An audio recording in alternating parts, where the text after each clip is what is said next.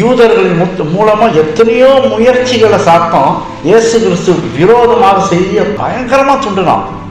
யூதர்கள் மூலியமாகவே அவனுடைய ஒரு திட்டம் இருக்குது. பெரிய சோதனை, பெரிய பயங்கரமான சோதனைய கஷ்டத்தை எதிர்க்க வச்சுட்டான் சாத்தான். அது இவங்க மூலியமாவே தூண்டுறான். அவனுடைய டெக்னிக்கே அதுதான். நேரடியா அவன் தாக்க முடியாது, தாக்க மாட்டான். யார் மூலியமா யார் மூலியமா தான் அவன் செயல்படுத்துறான். இப்படித்தான் அவன் ஆதி காலத்துல செய்துட்டு வரான். ஆனா என்ன செஞ்சார் இயேசு? எவ்வளவு தொல்லை, எவ்வளவு கஷ்டத்தை கொடுத்தாலும் இயேசு என்ன செய்தார்? பொறுமையோடு சகித்தார். எவ்வளவு மோசமான வார்த்தைகள் அவர் முன்னாடி பொழியப்படுது. அவரை பயங்கரமான வார்த்தைகளால திட்டுறாங்க, என்னென்னமோ பண்றாங்க. சைலண்டா இருக்காரு பார்த்தீங்களா? அது சாத்தானுக்கு பிடிக்கவே இல்லை. நம்மள்ட்ட தேப்பம் செய்யறான். சங்கீதம் 3:8 ரட்சிப்பு கர்த்தருடையது, தேவர்களுடைய ஆசீர்வாதம் உடைய ஜனத்தின் மேல் இருப்பதாக. யாருடையதான் ரட்சிப்பு? கர்த்தருடையது. அப்ப ஆண்டவர் தாந்த ரட்சிப்பை கொடுக்க வந்திருக்காரு இந்த உலகத்துக்கு ஆண்டவர் ரட்சிப்பு கொடுக்க வந்ததுனால எப்படியாவது மனுஷனுக்கு அந்த ரட்சிப்பை கொடுத்துரும். அதனால என்ன செய்யணும்? அவரு அமைதியா இருக்காரு, அப்படியே அமைதியா சைலண்டா இருக்காரு, ஒண்ணுமே எதிர்ப்பு தெரிவிக்கல. அவரு என்ன கொடுக்கணுமா? கடைசியா தமக்கு நம்முடைய ஜனத்துக்கு ரட்சிப்பு கொடுத்தாங்க அப்படின்ட்டு. ரட்சிப்பை நமக்கு கொடுக்கணும்னா எதையும் பேசல, மௌனமா இருந்தார்.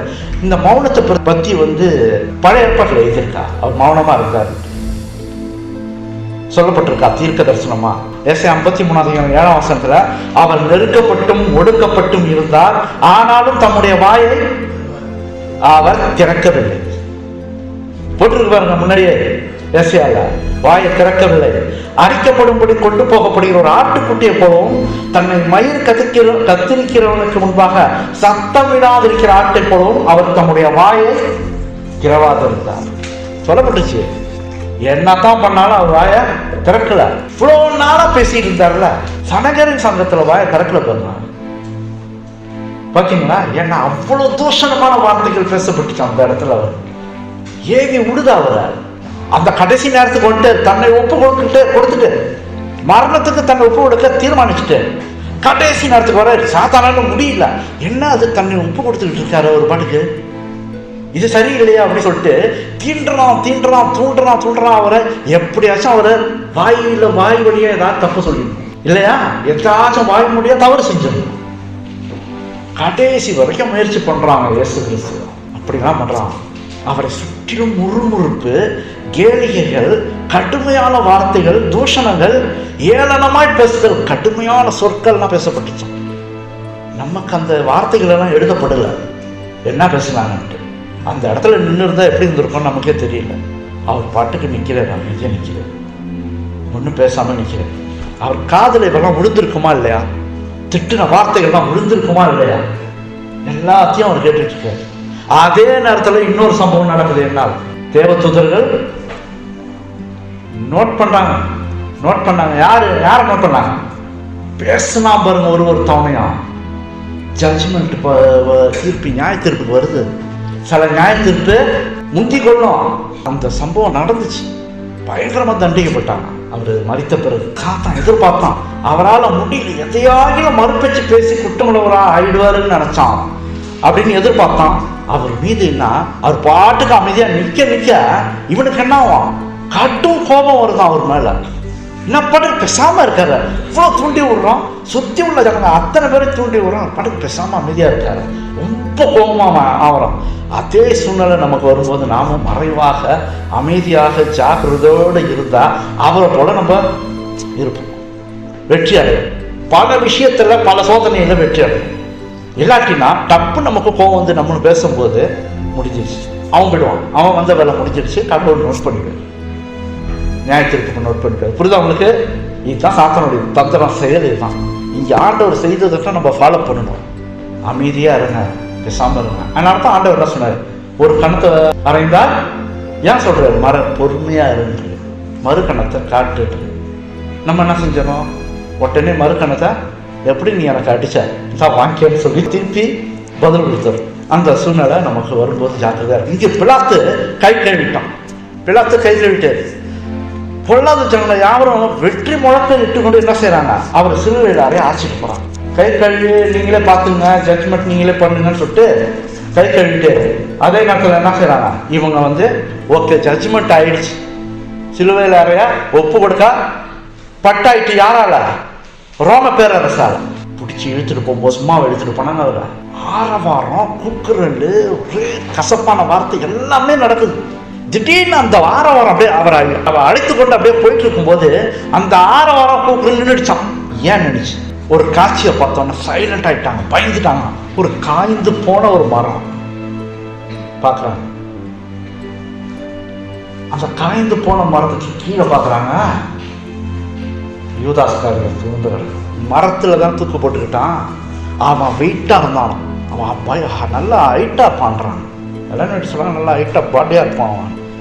அவனுடைய வெயிட்டில் தாங்க முடியாமல் அந்த கிளைகள் செத்துட்டான்.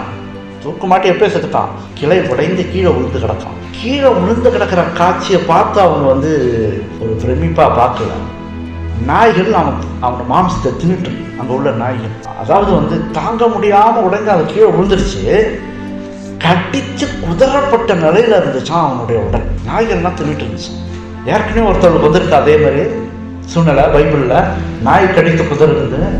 ஏசட்டு மாடியிலேருந்து கீழே விழுந்து அவளை நாய் இது பண்ணிச்சுன்னு சொல்லிட்டு, ஏன்னா கடவுளுக்கு விரோதமாக நடந்தான். அதே சம்பவம் இங்கே பாருங்க. இயேசுவுக்கு விரோதமாக காட்டி கொடுத்தவனுடைய நிலைமையை பார்த்தீங்களா? அதனால தான் ஆண்டவர் முன்னாடியே சொல்லிட்டு, எவன் காட்டி கொடுக்குறானோ அவனுக்கு அவன் பாடு பயங்கரமாக இருக்கும்ன்ட்டு முன்னாடியே சொல்லிட்டு, அதான் அந்த நிலைமை தான் இங்கே வந்துச்சு. மீதம் இருந்த உடலை அங்கிருந்து அகற்றுறதுக்கு உத்தரவிடப்பட்டுச்சான். அந்த கூட்டத்தில் பெரிய பெரிய அதிகாரிகள்லாம் உடனே அகற்றுங்க, உடனே அந்த உடலை கொண்டு போயிடுங்க அப்படின்ட்டு உடனே அதை இது பண்ணியிருக்காங்க. இந்த காட்சியை பார்க்கும்போது இந்த ஜனக்கூட்டம் அதை கடந்து சென்றுச்சு. இந்த ஆரவாரம் அப்படியே நின்றுடுச்சு, அமைதியாயிட்டு. எல்லாருடைய முகமும் சட்டை அப்படியே வெளுத்து போயிடுச்சு. எல்லாருடைய முகம் வெளுத்து போயிடுச்சு. எப்படி அவன் காட்டி கொடுத்தா எல்லாருக்கும் தெரியும் காசு வாங்கிட்டான்ட்டு. ஆனால் இந்த சம்பவம் எப்படி நடந்துச்சு? திடீர்னு அவன் தற்கொலை பண்ணா, நாய்கள் தின்னுத. உடனே எப்படிங்க நடக்காது? விழுந்த கையோட நாய்கள் புசிக்குதுன்னா எப்படி? இதை பாதக்கையோட ரட்சகரின் ரத்தத்திற்கு குற்றவாளி ஆனவர்களுடைய தீர்ப்பு உடனே ஆரம்பிச்சிருப்பாரு. ஸ்டார்ட் ஆயிடுச்சு. அந்த இதை பார்த்து நிறைய பேர் பயந்துட்டாங்க. ஏன்னா என்ன சொன்னாங்க அந்த சமயரின் சங்கத்தில்? எல்லா இவனுடைய ரத்தப்படி எங்கள் மேலும் எங்கள் பிள்ளைகள் மேலும் விட கிடவுது ஆரம்பிச்சிருச்சு சொன்னாங்களா? அதே நேரத்தில் இயேசுவின் மரண தண்டனை தீர்ப்பு எருசலேம் எங்குமே பரவிடுச்சான். இயேசு மரணத்துக்குள்ள ஆகப்படுறாரு, அவரை கொண்டு போய் சிலுவையில் அறையப்படுறாங்கன்னு சொல்லப்படுறது நிறையா. எருசலேம் ஃபுல்லாக அந்த செய்தி பரவிடுச்சு. அனைவருக்கு பயத்தையும் கலக்கத்தையும் ஏற்படுத்திச்சான். எல்லாரும் அவரை பார்க்கறதுக்காக, அந்த காட்சியை பார்க்கறதுக்காக விரைந்து ஓடுறாங்க. எங்க இன்னும் பார்க்க உயர்றாங்க அவரை. எருசலேமே காலியானது மாதிரி இருந்துச்சான். எல்லாரும் கிளம்பிட்டாங்களாம். ஐயோ, இயேசுவை அவர் நல்லா பிரசங்கம் பண்ணிட்டுலாம் இருந்தாரு, இவரை போய் மரணத்துக்குள்ள ஆக்குறாங்களே எப்படி அப்படி சொல்லிட்டு எல்லாரும் அந்த எருசலேமே காலியாயிட்ட மாதிரி இருந்துச்சு. அப்போ இயேசுவின் சீஷர்களும் கூட, கிறிஸ்துவின் விசுவாசிகளும் கூட அந்த கூட்டத்தோட கலந்துக்கிட்டாங்களாம். கூட்டத்தோட போயிட்டு இருக்காங்களாம். சீஷர்களும் கூட எல்லாரும் கூட்டத்தோட கடந்து போறாங்க. அது அந்த கூட்டத்தில் இயேசுவின் தாயாரும் போயிட்டு இருக்காங்க. இயேசுவின் தாயாரை யார் ஆச்சுட்டு போறா? யோவான் தான். இயேசுவுக்கு அன்பான சீஷன் யோவான் தான் கூட ஆச்சுட்டு போறாரு. எவ்வளோ பெரிய ஆசீர்வாதம். இவனெல்லாம் நிறைய பேர் விட்டு ஓடிக்கிட்டாங்க. ஆனால் இயேசுவின் தாயாருன்னு இவன் விடல யோவான். அவன் அவங்க வயசாயிருக்கு போல, அவனுக்கு அவனே பிடிச்சி ஆட்சி கொண்டு போறான். மரியாளின் இதயம் அப்படியே நொறுங்கி போயிட்டான். அப்படியே கஷ்டமா இருந்துச்சான், துக்கத்தால நிறைந்து கிடந்துச்சான். அவருக்கு எதையாச்சும் அவர் செய்து அற்புதம் செய்திருவாரு, எதையாச்சும் சொல்லி அவர் தப்பிச்சுக்குவாரு சொல்லிட்டு அந்த எண்ணம் வந்துட்டு இருந்துச்சான் அவங்களுக்கு. மரியாதை எதையா செய்து அவர் தப்பிச்சுக்குவாரு, எதா பண்ணுவாருன்னு சொல்லிட்டு அவளோட பார்த்துக்கிட்டே போறாங்க. ஆனால் முகத்தை பார்க்கும்போது ரொம்ப துக்கமா இருந்தாங்களாம். ஏன்னா போகும்போதுன்னா அடிச்சு அவரை கொண்டு போனாங்க. அப்போ அவர் பிளத்து விட்டு கொஞ்சம் அப்படி வெளியே போன கையோட ஜட்மெண்ட் கொடுத்து அவர் மீது உடனே சிலுவையை கொண்டு வச்சுட்டாங்க. பாரமான சிலுவைன்றாங்க. அவ்வளோ பெரிய பாரமான சிலுவை அவர் மேலே கொண்டு வச்சிருக்காங்க. அவர் கொஞ்சம் தூரம் தான் நடந்து போனார். அந்த நிறைய ரத்தம் சிந்தப்பட்டிருக்குல்ல அவருக்கு. எப்படி ரத்தம் சிந்தப்பட்டுச்சு சொல்லுங்க? சிலுவையில சுமக்கிறதுக்கு முன்னாடி ரத்தம் சிந்தப்பட்டதுன்னா எப்ப? சாட்டை வாரினால் அடித்தது ஒண்ணு, அப்புறம் முள்முடி ரத்தம் போயிட்டே இருக்குது. இந்த ரத்தம்லாம் உடல்ல இருந்து போக அவருக்கு களைப்பு துன்பம் எல்லாமே என்ன செஞ்சிருச்சான், அப்படியே கீழே விட்டாராம். சிலுவை வேற ஒரு பெரிய பாரம், உடல்ல சத்து போகுது, இரவுலேருந்து சாப்பிடல. அப்போ அப்படியே உடல் பாரத்தில் என்ன சார் அப்படியே கீழே விழுந்து வலுவான சிலுவையின் கீழே அவர், அதாவது இவர் விழுவுறாரு, சிலுவை மேலே விழுந்துரு, அவர் மேலே விழுந்துரு. எவ்வளோ ஒரு துன்பத்தை பாருங்க. அவர் எப்படி கஷ்டப்பட்டாருன்னு பாருங்க. எல்லா மனுஷனுக்கு அர்த்தம். இதை கண்ட மரியாதை மிகவும் வேதனை அடைஞ்சாலும் அவர் சிலுவைக்கு முன்னாடி மேலே விழுப்பார். இன்னும் ரொம்ப கஷ்டமாயிட்டு மரியாதை. அவர் தலையை தாங்கி கொள்ள உடனே அவர் நினைச்சா மரியாதை எதையாச்சும் அன்பாக அவர் ஒரு இதை பேசுறதுக்காக அவர் நினைச்சா, ஆனால் அவருக்கு அனுமதி கொடுக்கப்படலை. யாரும் தொடக்கூடாதுன்ட்டான் இயேசு கிறிஸ்துவ, யாருமே தொடக்கூடாது. நிறைய தாய்மார்கள்லாம் கதறி அழுதுருக்காங்க அங்கே சுற்றி உள்ளவங்கலாம். அவங்கெல்லாம் அந்த அளவுக்கு விசுவாசி கிடையாது. ஒரு மனுஷனை அப்படி இப்படி பண்ணுறாங்களேன்ற அந்த ஒரு இதில் ஆதங்கத்தில் அவங்க அழுகுறாங்க. ஒன்றும் இல்லை, எல்லாரும் அதிகாரிகளின் கட்டுப்பாடில் இருக்குது. அப்போ இவர் திரும்ப அப்படி எந்திரிக்கிறார். திரும்ப எந்திரிக்கும் போது திரும்ப சிலுவையை கொண்டு வந்து மேலே வச்சிருக்கான். ரெண்டாவது ரூபா அவர் சிலுவையில் கொண்டு வந்து மேலே வைக்கும்போது கொஞ்சம் ஒரு அடி, சில அடிகள் தான் எடுத்து வச்சாலும் அப்படியே மயக்கப்பட்டு கீழே விட்டான். யோசிச்சு பாருங்க, அவரை பற்றி என்ன இது இருக்கு, நல்ல உடல் அவருக்குன்றாங்க, ஹைட்டாக இருப்பார், உடல் நல்ல உடல் அப்படின்றாங்க. அப்படிப்பட்ட ஒரு உடம்பு முடியல பாருங்க. அப்போ என்ன மாதிரி அவர் உடம்பு அந்த அளவுக்கு இது ரொம்ப கஷ்டம், ரத்தம் சிந்துதல், பசி, துன்பம், உடம்புல ஒரு பலன் இல்லாமல் போயிட்டார்.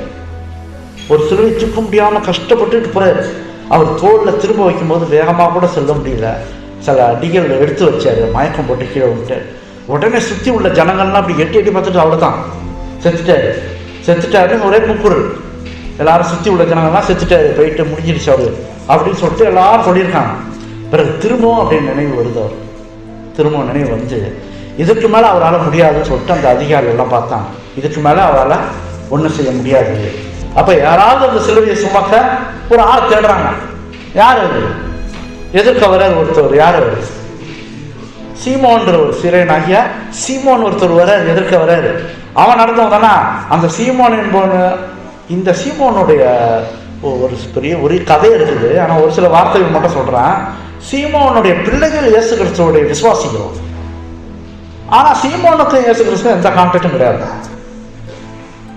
எந்த ஒரு தொடர்பும் இல்லையா. இயேசு கிறிஸ்துவ பற்றி கேள்விப்பட்டிருக்கான், கொண்டிருக்கான். ஆனால் விசுவாசியாங்க இவனுங்க அவனுடைய மகன்கள் விசுவாசிகளாக இருந்தார்கள் அப்படி சொல்லப்படுது. அவனுக்கு கொடுப்பனை பாருங்க, எவ்வளோ பெரிய கொடுப்பனை பாருங்க. சிலுவையை நான் சுமக்கிறேன்னு கொண்டு போனான், நான் சுமக்கிறேன். அவனுடைய ஆண்டவருடைய முகத்தை பார்க்கும்போது அவனால் தாங்க முடியல. அவன் தூக்கிட்டான், சிலுவையை தூக்கிட்டான், கொண்டு போறான்னு அவன் தூக்கிட்டு போயிட்டான். அவன் மீது சிலுவையை சுமத்துனாங்க. அவனுக்கு கொடுக்கப்பட்ட சந்தர்ப்பத்தை அவன் பயன்படுத்திக்கிட்டான்.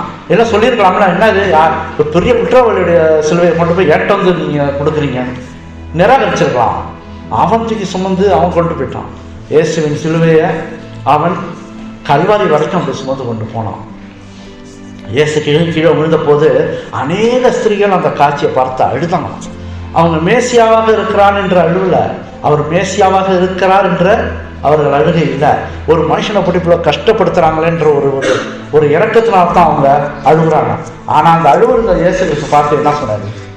அவர் பாட்டு போயிருக்கலாம்ல, அவர் தான் முடியல, உடம்பு முடியல, கஷ்டப்பட்டு இருக்காரு. ஆனாலும் இயேசு கிறிஸ்து அந்த ஸ்திரீகளை பார்த்து என்ன சொன்னார்? எனக்காக அழாதிருக்காரு, உங்களுக்காகவும் உங்கள் பிள்ளைகளுக்காக அழுவுங்கள் ஏன் சொன்னார்? எனக்காக அழாதீர்கள் எருசலேமின் குமாரத்திகளே, நல்ல வார்த்தை கவனிங்க, எருசலேமின் குமாரத்திகளே எனக்காக அழாதீங்க, உங்களுக்காகவும் உங்கள் பிள்ளைகளுக்காகவும் அழுவுங்க ஏன் சொன்னார்? ரத்தப்படி எங்கள் மேலும் எங்கள் பிள்ளைகள் மேலும் சொல்லிட்டாங்க. இந்த ஸ்திரீகளுடைய புருஷனுக்கு தான் அவங்க சொல்றாங்க. அந்த இயேசு டைரக்டா அவங்க அந்த ஸ்திரீகளை பார்க்க சொல்றாரு, எனக்காக வந்தீங்க, உங்களுக்காக உங்கள் பிள்ளைகளுக்காக. இன்னொரு பாயிண்ட் ஏன் அப்படி சொன்னார்? 70வது வருஷத்துல ரோமர்கள் பிடிச்சி ஒழிச்சாங்க, அந்த எருசலேமே அழிஞ்சு போயிடுச்சு. அப்ப ஸ்திரீகள் தங்களுடைய குழந்தைகளை உணவாக சமைத்து சாப்பிட்டாங்க. அவனுங்க முற்றுகையிடும் போது ஆகாரத்தை எல்லாம் உள்ள கொண்டு வர முடியாம செஞ்சுட்டாங்க ரோமர்கள். ஒரு சம்பளம் அங்க உள்ள போகக்கூடாது, ஆகாரம்லாம் எதுவும் போகக்கூடாது. முற்றுகையிட்டுட்டாங்கன்னா சுற்றி நின்ட்டாங்க ரோமர்கள். அப்ப இவங்களுக்கு பசி என்ன செய்யறதுன்னு தெரியல, ஒரு ஆகாரமும் உள்ள வரல. யாரையும் விற்கவும் இல்லை, கொடுப்பனையும் ஒன்றுமே இல்லை. அப்போ அவங்க பசியினால தங்கள் சொந்த பிள்ளைகள் சமைத்து சாப்பிட்டாங்க. யாரு? எருசலேமின் ஸ்திரீகள். உங்களுக்காகவும் உங்கள் பிள்ளைகளுக்காகவும் அழுவுகள். முன்னாடியே சொல்லிட்டேன். இவங்க ஜாக்கிரதையாக இருந்திருந்தாங்கன்னா, கடவுள்கிட்ட மன்னிப்பு கேட்டிருந்தாங்கன்னா ஜாக்கிரதையாக இருந்திருக்கும். இந்த ஸ்திரீகள் எருசலேம்ல மறிக்க வேண்டியதாக இருந்துச்சு. அதனால தான் முன்கூட்டியே சொல்லிட்டாரு, உனக்காகவும் பிள்ளைகளுக்காகவும் இருந்தது. அநேகர் அழிந்தார்கள். எருசலேமின் அழிவில் பயங்கரமாக நடந்துச்சு. ஒருத்தவங்களே விடல, வெட்டி கொலைச்சது எல்லாத்தையும் சுத்தமாக அழிச்சாங்க ரோமர். 3/4 ஜனம் செத்துச்சு. எல்லாரையும் வெட்டி தீர்த்தாங்க. சொன்னாங்கல்ல, இவனுடைய ரத்தப்படி எங்கள் மேலே எங்கள் பிள்ளைகள் சொன்னாங்கல்ல, அப்படியே நடந்துச்சு. யாருடைய ரத்தப்படி? யாருடைய ரத்தப்படி? அது அவர் மகா பெரிய தேவன், வல்லமையுள்ள தேவன். அவருடைய ரத்தப்படி என் மேலன்னு சொல்லலாமா? நீ சொல்லலாமா அந்த வார்த்தையை? அந்த வார்த்தையினாலே அவங்க தண்டிக்கப்பட்டான். பயங்கரமான இயேசு நமக்காக மரித்தாரு. நாம் துணிகரமாக பாவம் செய்ய, அவருக்கு விரோதமாக அந்த பாவம் செய்ய, அந்த தேவனுடைய கோபம் ஒரு நாள் நம்மளை சந்திக்கும். துணிகரமாக பாவம் செய்ய செய்ய ஒரு நாள் நம்மளை என்ன செய்யும்? அந்த பாவம், அந்த தேவனுடைய கோபம் சந்திக்கும் அப்படின்ட்டு சொல்லுவாங்க. நேரம் இந்த காட்சிக்கு வருவோம். அப்படியே கல்வாரியை நோக்கி ஒரு பெரிய கூட்டமே சேர்ந்துருச்சு. இப்போ ஏன்னா இவ்வளோ காலமாக அவங்க கேள்விப்பட்டதுன்னா, ஒரு பெரிய ஒரு அற்புதம் நடக்குது, ஒரு பெரிய அதிசயம் செஞ்சுட்டு இருக்காரு, ஆச்சரியமா இருக்குது, மரணத்துக்குள்ள உள்ளவங்களை எழுப்புறாரு, பயங்கரமான நோய்கள் இருக்கிறவங்களெல்லாம் சுகப்படுத்துறாரு. பெரிய ஆச்சரியமான ஒரு மனுஷனை என்ன செய்யறாங்க? கொண்டு போய் அரெஸ்ட் பண்ணி சிலுவையில் அறைய கொண்டு போறாங்க.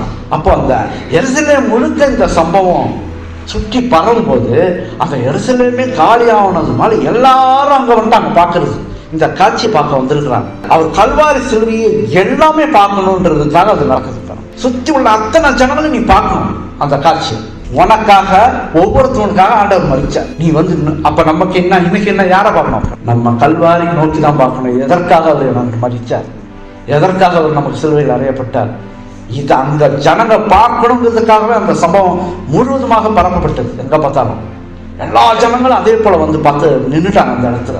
அப்ப சிலர் அவரை புகழ்ந்தார்கள், துதித்தார்கள் போட்டிருக்கு. நிறைய பேர் துதிக்கிறாங்க. அவர் அப்படி கொண்டு போகும்போது அவர் துதிக்கிறாங்க, புகழ்ந்தார்கள்.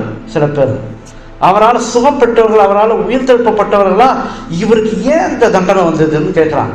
சில பேர் சந்தேகத்தோட கேட்டிருக்கலாம், என்ன அவர் இவ்வளோ நல்லது செஞ்சார், கொண்டு போய் இவ்வளோ பெரிய தண்டனையை கொடுக்குறாங்களா அவருக்கு அப்படி சொல்லிட்டு. சுகம் அடைந்தவர்கள், அவரால் சுகம் பெற்றவர்கள் கேள்விக்குறியா கேட்குறாங்க. அப்ப இப்படி கேட்டவர் தான் கொஞ்ச நாளைக்கு முன்னாடி என்ன செஞ்சாங்க? ஓசன்னா இந்த குருத்தோலைகள்லாம் பிடிச்சிக்கிட்டு அவரை புகழ்ந்து கொண்டிருந்தார்கள். அவங்கெல்லாம் இன்னைக்கு அவர் பின்னாடியே போறாங்க. அநேகர் அவரை புகழ்ந்தார்கள். அதே கூட்டத்தில் சிலுவையில் அறைய வேண்டும் என்று சில பேர் என்ன செஞ்சாங்க? கூச்சலிட்டார்களாம். என்னத்தான் புகழப்பட்டிருந்தாலும் சாத்தான் ஒரு பக்கத்துல, இந்த பக்கத்துல அவரை அவமதிச்சுட்டே வரோம். எருசலேமிற்கு அவர் கழுதையின் மீது அமர்ந்து வந்த போது அவருடைய சீஷர்கள் அவர் கூட நின்றுட்டு இருந்தாங்க. எல்லாரும் அந்த அவரை கழுதி மேல அமர்ந்து கொண்டு வரும்போது அந்த எருசலேமே என்ன செஞ்சிச்சு? குருத்தோலைகளை பிடித்து கொண்டு ஓசன்னா அப்படி இப்படின்னு புகழ்ந்து உச்சிக்கு கொண்டு போனிச்சு. அவர் ராஜா அப்படின்னு சொல்லிட்டு புகழ்ந்து உச்சிக்கு கொண்டு போயிட்டாங்க. சீஷர்கள் பக்கத்துல இருந்தாங்களா, கூட இருந்தாங்களா, அப்ப அவங்களுக்கு எப்படி இருந்திருக்கும் சொல்லுங்க பார்ப்போம். அத்தனை மக்களும் இயேசுவை புகழும் போது கூட இருந்த சீஷர்களுக்கு எப்படி இருந்திருக்கும்? நம்ம அவர் கூட இருந்தோம்னா நமக்கு எவ்வளவு மரியாதை இருக்கும் அப்படின்னு சொல்லிட்டு இருந்தவங்க இப்ப கல்வாரிக்கு கொண்டு போகும்போது எங்க அவங்க காணோம்? தூரத்துல அந்த கூட்டத்தோட நடந்து வந்துட்டு இருக்காங்க. எட்டி பார்த்துட்டு போறாங்க. என்ன நடக்க போகுது? நம்பினாங்க இவரை. எப்படின்னா இவர் மிகுந்த ஒரு பெரிய காரியத்தோட இறங்குவாரு அப்படின்னு நம்பினாங்க, விடுதலை பண்ணுவாருன்னு நம்பினாங்க. அந்த ஒரு விசுவாசத்தோட நின்று இருந்தாங்க.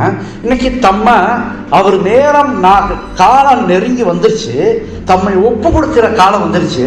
அது அப்படியே போகுது, ஒப்பு கொடுத்து அப்படியே மரணத்துக்கு வரைக்கும் போகுது. இவங்களால தாங்க முடியல, என்ன செய்யறதுன்னே தெரியல. என்ன இப்படி ஒப்பு கொடுத்துட்டாரு தம்ம மரணத்துக்கு? திடீர்னு ஒரே நாள்ல, ஒரே இரவுல ஒப்பு கொடுத்துட்டாரு. இவ்வளவு நாளா அவர் கூட இருந்தாங்க, அதை பத்தி நினைவுள்ள உணர்வுள்ள எதுவும் இல்லை, ஜாலியா சந்தோஷமா இருந்தாங்க. அவர்கிட்ட அவர் செய்த அடையாள அற்புதத்தெல்லாம் பார்த்து சந்தோஷப்பட்டுட்டே இருந்தாங்க. திடீர்னு ஒரு இரவு என்ன சொல்லிட்டாரு? மரிப்பான், 3ஆம் நாள் எந்திரிப்பான்னு சொல்லிட்டு அந்த சம்பவம் திடீர்னு நடக்குது. அவர் தம்மை ஒப்பு கொடுத்துட்டாரு. அப்ப இவர் தம்மை தாழ்த்தி நடந்து செல்லும் போது சற்று தூரமாக அவர் பின்னாடி போயிட்டு இருக்கிறாங்க. அவங்க மிகவும் கவலை உடைந்து போனவர்களாக தான் இருந்தாங்க. முகத்தை பார்க்கும்போது மிகுந்த கவலையோடு உள்ள முகம்தான் காட்சி அளிக்குமா. அவர்கள் எதிர்பார்த்ததெல்லாம் அணைந்து போயிடுச்சு. அவங்க இயேசு முந்தைய ராத்திரியில் சொன்னதை மறந்து போயிட்டாங்க. என்ன சொன்னார்? அப்பொழுது இயேசு அவர்களை நோக்கி, மெய்ப்பனை வெட்டுவேன், மந்தை நாடுகள் சிதறடிக்கப்படும் என்று எழுதியிருக்கிறபடி யார் எழுதுனா? எங்கே எழுதப்பட்டுச்சு? பழைய ஏற்பாட்டில் எழுதப்பட்டுச்சு. இந்த ராத்திரியில் நீங்கள் எல்லாரும் என் நிமித்தம் இடரல் அடைவீர்கள். இந்த ஏசாயா சூழலை தான் இயேசு கிறிஸ்து கொஞ்ச நாளைக்கு முன்னாடி ஆலயத்தில் வாசிச்சார்.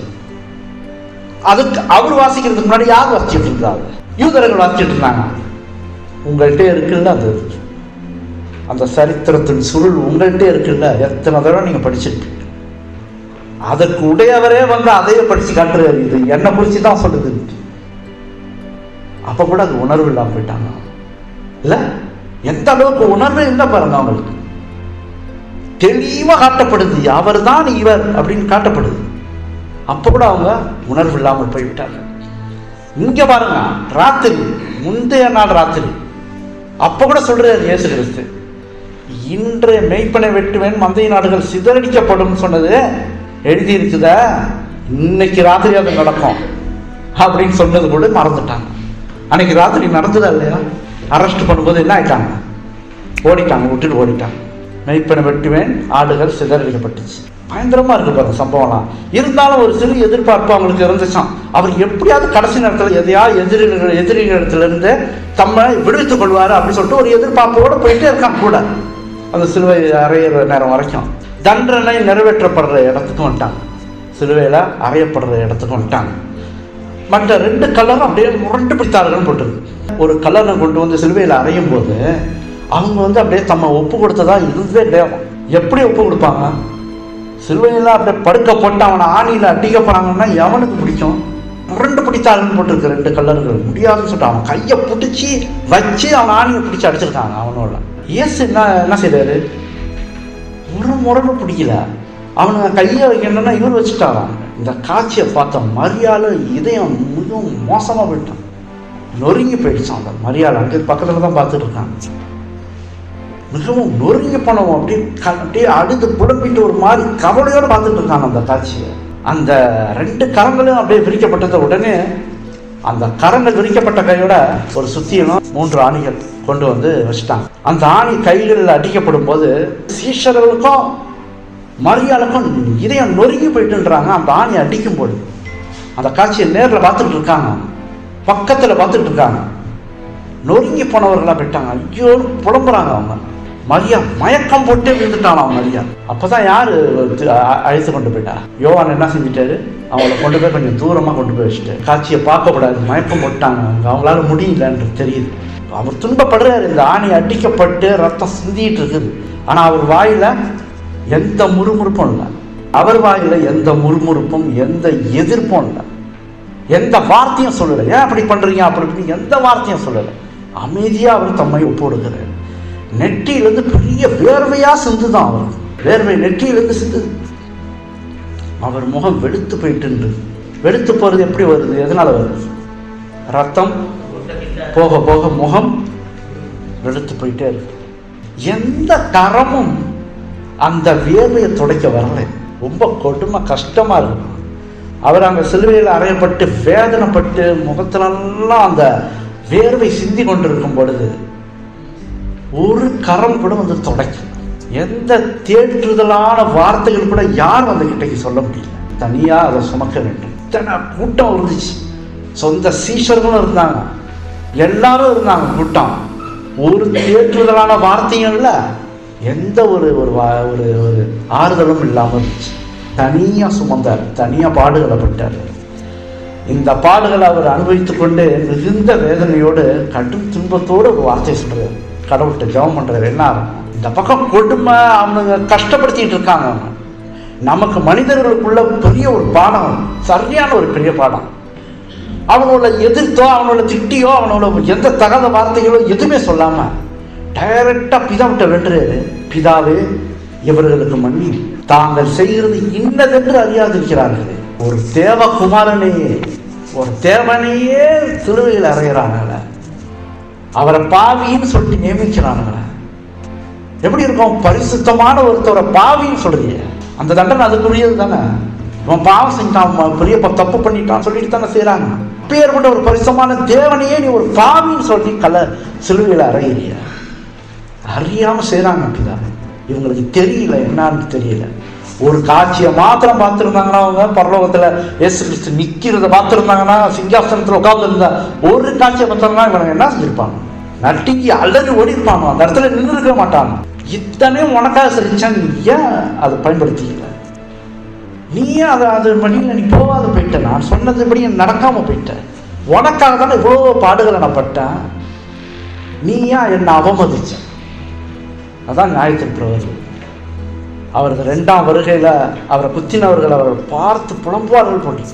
அவர் அவருக்கு இருக்கும் துன்பத்தை பார்க்கல, வேதனையை பார்க்கல, பிதாவை நோக்கி இவர்களை மன்னியும் என்று வேண்டுகிறார். இது நமக்கு ஒரு பெரிய பாடம். நம்ம துன்பப்படுத்தின யாரா இருந்தாலும் சரி, டைரக்டா ஆண்டவரே அவங்களை தண்டியும் சொல்லக்கூடாது. அப்படி சொல்லாம அவங்கள மன்னிங்க, அவங்க என்னதுன்னு தெரியாம செய்யறாங்க. அவர்களுக்கு கால நேரம் கொடுக்கப்பட்டுச்சு. நேரடியா பார்க்குற காட்சி அத்தனையும் சிலுவையில் அறையப்பட்டு உயிர் தெழுந்த பிறகு அநேகர் நடுங்கினாங்க. உண்மைத்தான் அப்படின்ட்டு. யார்? 100க்கு அதிபதியா அங்கே ஜீவனை விட்டோன்னே நீ இவர் உண்மையான தேவகுமாரன் தான் சொல்லிட்டான். 100க்கு அதிபதி பக்கத்தில் நின்றுட்டு அவர் மறிக்கும் பொழுது திடீர்னு காரில் சூழ்ந்தது, அதை இடி முழக்கங்கள் வந்தது, பூமி எதிர்ச்சி உண்டானதுலாம் போட்டிருக்க. மனுஷன் சாகும்போது அதெல்லாம் நடக்குமா? ஒரு மனுஷன் சாகும்போது அப்ப அவருக்கு யாரா இருக்கா இது மாதிரி நடக்குது பார்த்தீங்களா? சிருஷ்டிகர்த்தா அந்த இயற்கையே அழும், துக்கமா இருக்கும். அவருடைய எல்லா காட்சிகளும் அவர் சாட்சிகளும் உதறி தள்ளிட்டாங்க. எத்தனையோ சாட்சி காட்டப்பட்டுச்சு, இவர் தான் தேவகுமாரன், அதை எல்லாமே உதறி தள்ளிட்டாங்க. அவர்கள் பரத்திற்கு விரோதமாக பாவம் செய்தது மட்டும் இல்லை, ஒரு பாவம் செய்யாத ஒருத்தவரை என்ன செஞ்சிட்டாங்க? தண்டித்து வேதனைப்படுத்தி அவரை மறிக்கப்ப கொடுக்குறாங்க. அந்த நேரத்தில் அவர் மனிதர்களுக்காக பரிந்து பேச ஆரம்பிச்சிட்டார். பரிந்து பேசுறது எங்கேருந்து ஆரம்பிச்சது சொல்லுங்க பாப்போம்? அங்கே ஆரம்பிச்சிருச்சு. ஏன்னா எப்படி அது ஆரம்பிச்சிருச்சு? பிதாவே இவர்களுக்கு மன்னி. அன்றிலிருந்து எப்போ வரைக்கும் பரிந்து பேசிட்டு இருக்காரு? முடிவு காலம் வரைக்கும். அவர் தான் இயேசு. அதான் அவருடைய அன்பு. அவர் ஆணிகளால் கடாவப்பட்ட பின்பு அந்த சிலுவையை தூக்கி பக்கத்தில் ஒரு பள்ளம் இருக்குது. அப்போ அந்த சிலுவையை கொண்டு வந்து கரெக்டாக அந்த துவாரத்தில் பக்கத்தில் வச்சு அப்படி தள்ளி விடும்போது அவர் தானே தொங்கிட்டு இருக்காரு. அந்த சிலுவை பொறுமையாக இருந்தார். இந்த அகலத்தில் டமானு உள்ள விடும்போது அந்த ஆணியில் தொங்கிட்டு இருக்கிற உடல் எப்படி பட்டான்னு குலுங்கும் போது எப்படி இருக்கும்? இந்த இடத்துல வேதனை, இங்கே வேதனை, கால் வேதனை. அப்போ அது சொல்லும்போது மற்றதை விட பெரும் துன்பம் கொடுத்தது அந்த துன்பம் தானோ, அதிகமாக துன்பமாக இருந்துச்சு. அதனால தான் சொல்லப்படுது அவருக்கு இதயம் நொறுங்கினவராய் மரித்தார். அங்கிருந்த ஆசாரியர்கள் வேதபாரர்கள் என்ன சொல்றாங்க? இந்த காட்சியை பார்த்துட்டு, இது தொங்கிட்டு இருக்காரு, இவ்வளோ மனுஷனுக்காக கொடுத்துட்டு இருக்காரு, தம்மையே கொஞ்சம் கொஞ்சமாக அர்ப்பணிச்சுட்டு இருக்காரு. கீழே உள்ள ஆசாரியர்கள் வேதபாரர்கள் இவங்களாம் என்ன சொல்றாங்க? நீ யூதருடைய ராஜாவாக இருந்தால் நீயே ரசித்துக்கொள், நீ இறங்கி வா. இறக்கமற்ற ஒரு செயல், என்ன மோசமான வார்த்தைகள். அவரை மரித்தோரை உயிர்த்தெழுப்பினாரு. இதை நீ பார்த்த, எத்தனை அற்புதங்கள் செய்தாரு, அதை அவர்கள் கேள்விப்பட்டாங்க, சிலர் பார்த்தாங்க. எப்படி அவரை கேவலப்படுத்தி இப்படி பேசுறாங்கன்னே தெரியல. உன்னை நீ ரசித்துக்கொள். ஒருத்தவன் 4 நாளாக மறித்து அடக்கம் பண்ணப்பட்டு இருக்கான். ஒருத்தவன் உள்ள கல்லறையில் வெளியே வந்தாரு. என்ன சொன்னார்? அவரு என்ன செய்தாரு? வாசல்கிட்ட என்ன செஞ்சாரு? லாசருவே ஒரே வார்த்தை தான், முடிஞ்சு போச்சான், வெளியே வந்துட்டான். நீ செஞ்சு பாரு பாப்போம், நீ கூப்பிட்டு பாரு பாப்போம் வருதாருன்னு. அப்ப அங்க அவர் யாருன்னு காட்டுது இல்ல. அவரை போய் என்ன சொல்ற? ஆணியில் அடிக்கப்பட்டவரை போய் நீ தேவகுமாரனை நீ உன்னை ரசித்துக்கொள், இறங்கி வா. ஒருத்தவனை மறித்தவனே எழுப்பி வெளியே கொண்டு வர அவர் இறங்கி வந்துருக்க முடியாது. ஏசையார் எழுதியிருக்கு, நீ வச்சிருக்கிற சுருள்ல எழுதியிருக்கு, உன் கையில தான் அந்த சுருள் இருக்கு, அதுல எழுதியிருக்கு. அப்படியே பக்காவா நடந்துட்டு வந்து ஏசை 53,000 நிறைவேறி கொண்டிருப்பதை கூட அவர்கள் உணர முடியாம போயிட்டாங்க. ஆசிரியர் வேதபாரர்கள் ரோம போசர்கள் இன்னும் அநேகர் அவர் பரியாசம் கொண்டு நிந்தித்துட்டே இருந்தாங்களாம். அந்த அவர் மரணம் அவர் மூச்சு போற வரைக்கும் அவ்வளோ ஒரு எரிச்சல் அவர் மேலே, அவ்வளோ ஒரு கோபம். மனிதர்களை காப்பாற்ற வந்த தேவன், மனிதர்களுக்கு ரட்சிப்பை கொடுக்க வந்த தேவன் இப்போது என்ன செய்தார்? கடும் வார்த்தைகளாலே நிந்திக்கப்பட்டார். ரொம்ப கஷ்டமான ஒரு சூழ்நிலை. எந்தெந்த காரியத்தில் அவர் வேதனைப்பட்டிருக்காருன்னு பார்த்தீங்கன்னா, அவரை அடித்தார்கள், அவர் கன்னத்தில் அறைந்தார்கள், குட்டினார்கள், முடிய பிச்சை எடுத்தாங்க, தாடி மேல பித்தெடுத்தார்கள், முள்முடியை சுட்டினார்கள். சிலுவையை தூக்கு, பாரமான சிலுவை நீ தான் தூக்கணும், முடியல அவரால், தூக்கு தூக்கு தூக்குன்னா அப்புறம் படுக்க வச்சு ஆணியை வச்சு அடித்தீங்க. இவ்வளோத்தையும் படுறாரு. இதெல்லாம் ஏன் சார் எழுதப்பட்டிருக்குது? நீ என்ன செஞ்சிட்டு இருக்கா? அவரை பரியாசம் பண்ணிட்டு இருக்க, அவர் தொங்கிட்டு இருக்கிறவரை பரியாசம் பண்ணிட்டு இருக்க. அப்ப பின்னாடி யார் ஏவிட்டு இருக்கா? பிசாசு அவங்கள ஏவிட்டு இருக்கான். எப்படியும் அவர் அங்கேருந்து அதை கைவிட்டுருவாரு, கைவிட்டு அப்படியே முடிச்சிருவாரு. மரித்தாகணும். எப்படி ஆடு மரிக்குதோ பாவிகளுக்காக, அதே போல ஒரே தேவன் மரித்தாகணும். அந்த அந்த ஒரு இதில் வந்துருச்சு. அப்படிதான் நடக்கணும் தீர்க்க தரிசன பிரகாரம். இயேசுவோடு சிலுவையில் அறையப்பட்ட 2 கல்லர்கள். அந்த கல்லர்களும் இயேசு கிறிஸ்துவ போல துன்பப்பட்டவர்கள் தான். எப்படி அவங்க முன்னாடி எப்படிப்பட்டாங்கன்னு தெரியல. அவரை சவுக்கலர் வாரினால் அடித்தார்கள்லாம் சொல்லப்படுது. இவங்களுக்கு எப்படின்னு தெரியல. இவங்க சிலுவையில் அறையப்பட்ட விஷயம் மட்டும்தான் நமக்கு தெரியும். ஆனால் அந்த சிலுவையில் அந்த கைகளிலே ஆணிகள், கால்களில் ஆணிகள் உள்ள வேதனை எல்லாம் இவங்களும் அடைந்தார்கள். அந்த 2 கல்லர்ல ஒருத்தவன் கடினத்தோடு வாழ்க்கையை வெறுத்தவனாக இருந்தான். ரொம்ப வாழ்க்கையை வெறுத்து போன மாதிரி. இனிமே அவனுக்கு தெரிஞ்சிருச்சு முடிவு வரப்போகுது, அவனுக்கு மரணம் வரப்போகுது. வெறுத்து போயிட்டான். அதனால தான் ஒரு மாதிரி பேசுறான் பக்கத்துல இருந்து. அவன் வெறுத்தவனாக கேலி செய்து கொண்டிருக்கிற கூட்டத்தோடு இவனை என்ன செய்யறான்? சேர்ந்துக்கிட்டான். என்ன சொன்னான் அவன்? அந்த கூட்டம்லாம் அவரை பார்த்து என்ன சொன்னாங்க? உன்னை நீயே ரட்சித்துக்கொள், சிலுவையிலிருந்து இறங்கி வா என்று அவரை தூஷித்தார்கள் போட்டு. அப்படியே பிரதான ஆசாரியரும் வேத பாரகரும் தங்களுக்குள்ளே பரியாசம் பண்ணி, யாராரு? பிரதான எல்லாம் அங்க நிக்கிறாங்களா இல்லையா? அப்ப சிலுவைக்கு கீழே பக்கத்துல நிக்கிறாங்க. பிரதான ஆசாரியரும் வேத பாரம் தங்களுக்குள்ளே பரியாசம் பண்ணி மற்றவர்களை ரட்சித்தான், தன்னைத்தான் ரட்சித்துக் கொள்ள திராணி இல்லைன்னு சொல்றான். இந்த வார்த்தைகள்லாம் ரொம்ப தாங்கிக் கொள்ள முடியாம இருந்துச்சான். இவரை பார்த்தாங்க, இவ்வளோ காலமா பக்கத்துல நின்று பார்த்தாங்க, பெரிய அதிசயம், அடையாளம், போதனைகள் எல்லாத்தையும் பார்த்து மலைச்சு போயிருந்தார்கள். இன்னைக்கு என்ன ஒரு வார்த்தையை சொல்றாங்க பாருங்க. அவரை தான் ஆணியில ஒப்பு கொடுத்துட்டாரு, சிலுவையில ஒப்பு கொடுத்துட்டாரு. இன்னும் நம்ம எதை வேணா சொல்லலாம். இதே கேலியான வார்த்தையை அவன் சொல்றான் பாருங்க. கல்லன் அவன் சொந்தத்துல சொல்லல, இவங்க செய்த கேலியான வார்த்தைகளை தான் அவன் திரும்பி ரிப்பீட் பண்றான். என்ன சொல்றான் அந்த கல்லன்? நீ கிறிஸ்துவானால் உன்னையும் எங்களையும் ரட்சித்துக்கொள் என்று அவரை இகழ்ந்தான். அவங்க என்ன சொன்னாங்க? மற்றவரை ரட்சித்தான், தன்னைத்தானே ரட்சித்துக்கொள்ள திராணி இல்லை, இறங்கி வாழ்றாங்க. இவன் என்ன சொல்றான்? என்னையும் உன்னையும் எங்களையும் ரட்சித்துக்கொள் என்று அவரை இகழ்ந்தான். தேவார்த்தா அவங்க தான் ஏவி விட்டது. ஏவி விடும்போது பக்கத்தில் உள்ளவனா அவங்க சொல்றதை திருப்பி இவர்கிட்ட சொல்றான். அப்ப மற்ற கல்லன் ஒரு பெரிய குற்றவாளி அல்லன்றான். இன்னொருத்தவன் இருக்கானா, அவன் பெரிய ஒரு குற்றவாளியே கிடையாது, ஒரு பெரிய பெரிய ஒரு கிரிமினல் கிடையாதுன்னு சொல்லப்படுது. அப்ப ஒரு பாவம் செய்யாது இயேசுவ சிலுவையில் ஒப்பு கொடுத்தாங்களே, அப்ப எப்படி இது அப்படின்னு அவன் யோசிக்கிறான். மேசியா வருவார்னு இவனுக்கு தெரியுமா? அந்த மற்ற கடன் மேசியா வருவார்னு இவனுக்கு நல்லா தெரியும். அவருடைய போதனைகளை இவன் கேட்டிருக்கிறான். சனகரின் சங்கத்துல இவனும் இயேசுவின் பக்கத்துல இருந்தான். அப்ப அந்த குற்றவாளிகளை அங்கேயும் கொண்டு போயிட்டாங்க, அங்கேயும் இருந்திருக்காங்க. கல்லர்கள் அங்கேயும் இருந்திருக்காங்க, அங்க பக்கத்துல இருந்திருக்கான். நியாயம் இவனையும் நியாயம் தீர்க்கப்பட்டான். அப்ப அவர் சிலுவையை சுமந்து கொண்டு போன போது இவனும் பின்னாடி வந்தானோ இந்த கல்லனும். இப்போ கல்லர்களும் என்ன செஞ்சிருக்காங்க? இயேசு கிறிஸ்துக்கு பின்னாடி அவங்களும் சிலுவையை சுமந்து கொண்டு வந்திருக்கிறாங்க. பிலாத்து சொன்ன வார்த்தை இவனும் கேட்டிருந்தான். இவர் மீது ஒரு குற்றமும் நான் காணவில்லையே, அந்த வார்த்தை இந்த கல்லனும் கேட்டிருக்கான். ரோமர்களே சொல்றாங்க இவர் மீது ஒரு குற்றமும் இல்லையேட்டு. இவர் குற்றவாளி தான் யார் சொல்றா? சபைக்கு உள்ளவர்கள், சபைக்கு உள்ளாக இருக்கிறவங்க. இவர் மீது ஒரு குற்றமும் காணவில்லையே அப்படின்றான் ரோமர்கள் சொல்றாங்க. இவர்களை மன்னியும் என்று இயேசு சொன்ன வார்த்தையை அவன் கேட்டிருந்தான்.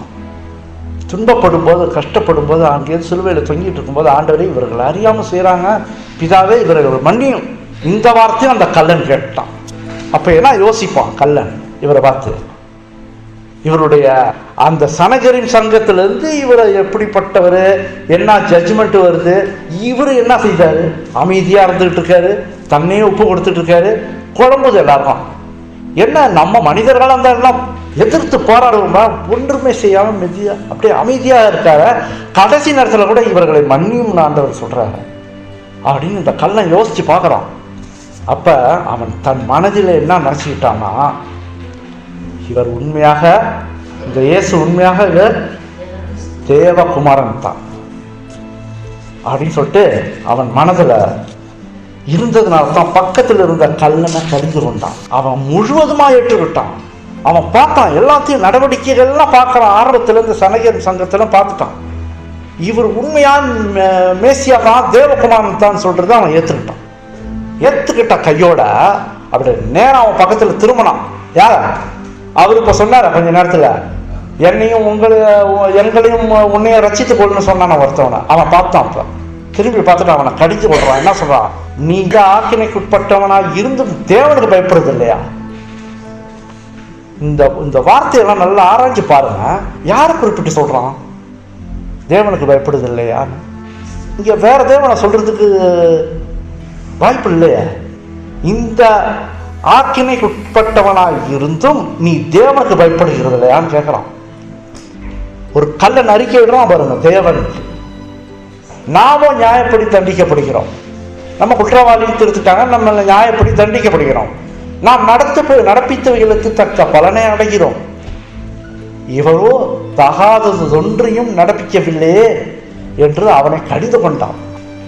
எப்படி இருக்கு பாருங்க அந்த இடத்துல காட்சி, எப்படி இருக்குன்னு பாருங்க. அந்த கடைசி நிமிஷம் அவனுக்கு மரணம் சம்பவிக்க போகுது. அந்த கல்லனுக்கும் இன்னும் கொஞ்ச நேரத்தில் அவனும் மரணம் அடைய போறான். எப்படி? சிலுவையில் ஆரம்பித்தோன்னா அவங்களுக்கு என்ன செஞ்சிருவாங்க? எலும்ப முடிச்சிருவாங்க. எலும்பை முடிச்சுட்டா அந்த வேதனையில செத்துருவாங்க. நமக்கு கொடுக்குற சந்தர்ப்பம்லாம் இருக்கு பார்த்தீங்களா? கடைசி மூச்சு விடுற மட்டும் நீங்கள் சந்தர்ப்பத்தை பயன்படுத்தி கடவுள்கிட்ட மன்னிப்பு கேட்கணும். ஆண்டவர்கிட்ட டைரெக்டாக மன்னிப்பு கேட்கறதுக்கு பயன்படுத்திக்கிட்டே இருக்கணும். ஒவ்வொரு சந்தர்ப்பம் ஆண்டவர் கொடுக்கப்படும்போது கொடுத்துக்கிட்டே இருக்கும்போது என்னென்ன பாவம் செய்தோமோ அந்த பாவத்தெல்லாம் அறிக்கை செய்து மன்னிப்பு கேட்குற சந்தர்ப்பத்தை பயன்படுத்திக்கிட்டே இருக்கணும். சந்தர்ப்பம் கொடுக்கப்படும் போது இவன் பயன்படுத்திட்டான் இந்த கல்லன். அப்போ உடனே அவன் இயேசு பக்கமாக திரும்புகிறான். முதல் யாரை கடிந்து கொண்டான்? கல்லனை கடிந்து கொண்டுட்டு இப்போ இயேசு பக்கம் பார்க்குறான். இயேசுவை பார்க்குறான். இப்போ அவன் இதயம் இயேசுவை நோக்கி அப்படியே தேடிச்சான். அவன் எண்ணம் பரம வெளிச்சத்தை அடைஞ்சிருச்சு. இயேசுவை நோக்கினா அவன் ரட்சிக்கப்பட கடைசி சந்தர்ப்பம் அந்த டைம் தான்.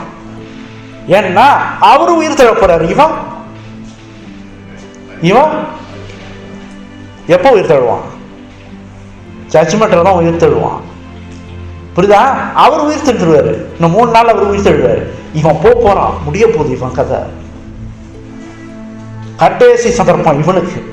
இந்த சந்தர்ப்பம் ரட்சிக்கப்பட அந்த சந்தர்ப்பம் அந்த பக்கத்தில் பரிந்து பேசுகிறவருக்கு அவருக்கும் ஜீவன் போகுது. அவருக்கும் முடிய போகுது, இவனுக்கும் முடிய போகுது. உலகத்தை நியாயத்திருக்கிறவர் அந்த ரட்சகர் அங்க பக்கத்துல இருக்க. அவன் அவரை நோக்கி தாழ்மையான விசுவாசத்தோட என்ன கேட்கறான் சொல்லுங்க பார்ப்போம். ஒரு கல்லன் சொல்றான் பாருங்க, ஆண்டவரேன்னு சொல்லிட்டான் பாருங்க. அந்த இடத்துல தேவனே, ஆண்டவர் என்னன்னா தேவனே, தெய்வமே அப்படின்ட்டான். அவரை பார்த்து அறிக்கை பண்ணிட்டான். நீர் உம்முடைய ராஜ்யத்தில் வரும்போது. அப்ப அவன் நம்புறானா இல்லையா? திரும்ப வருவாருன்னு நம்புறானா இல்லையா? அவர் ராஜ்யத்தோட பரலோகத்துல வருவாருன்றத நம்புறான் பாருங்க. நீர் உம்முடைய ராஜ்யத்தில் வரும்போது அடியேன்னு நினைத்தருள மாட்டாரு. அங்க நின்றுகிட்ட ஆண்டவரே நீர் வரும்போது என்ன நினைச்சிங்க ஆண்டவர். ஒரு கெஞ்சுதலான ஒரு வார்த்தை எடுத்தீங்களா? கெஞ்சுறான் பாருங்க. அந்த தேவனிடத்துல கெஞ்சுறான் பாருங்க. தயவு செய்து என்ன நினைச்சிங்க அறிக்கை செஞ்சுட்டான் ஆண்டவர் அப்படின்ட்டு. நம்ம ஒவ்வொருடைய ஜபமும் அப்படிதான் இருக்கணும். என்னவா இருக்கணும்? முழங்கார் படிட்டு தேவனே என் பாவங்களை மன்னியும், ஆண்டவரே நீர் உம்முடைய ராஜ்யத்தில் வரும்போது என்னை நினைச்சு கொள்ளுங்க ஆண்டவர் அப்படின்னு சொல்லிட்டு ஆண்டவர்கிட்ட கேட்கணும். அவன் வார்த்தைக்காக அவர் காத்திருக்காரு. இவ்வளவு நேரம் அவன் என்ன பேசுவான்னு காத்துக்கிட்டு இருக்காரு கடவுள். இப்போ அவன் வெளிப்படையா சொல்லிட்டான்.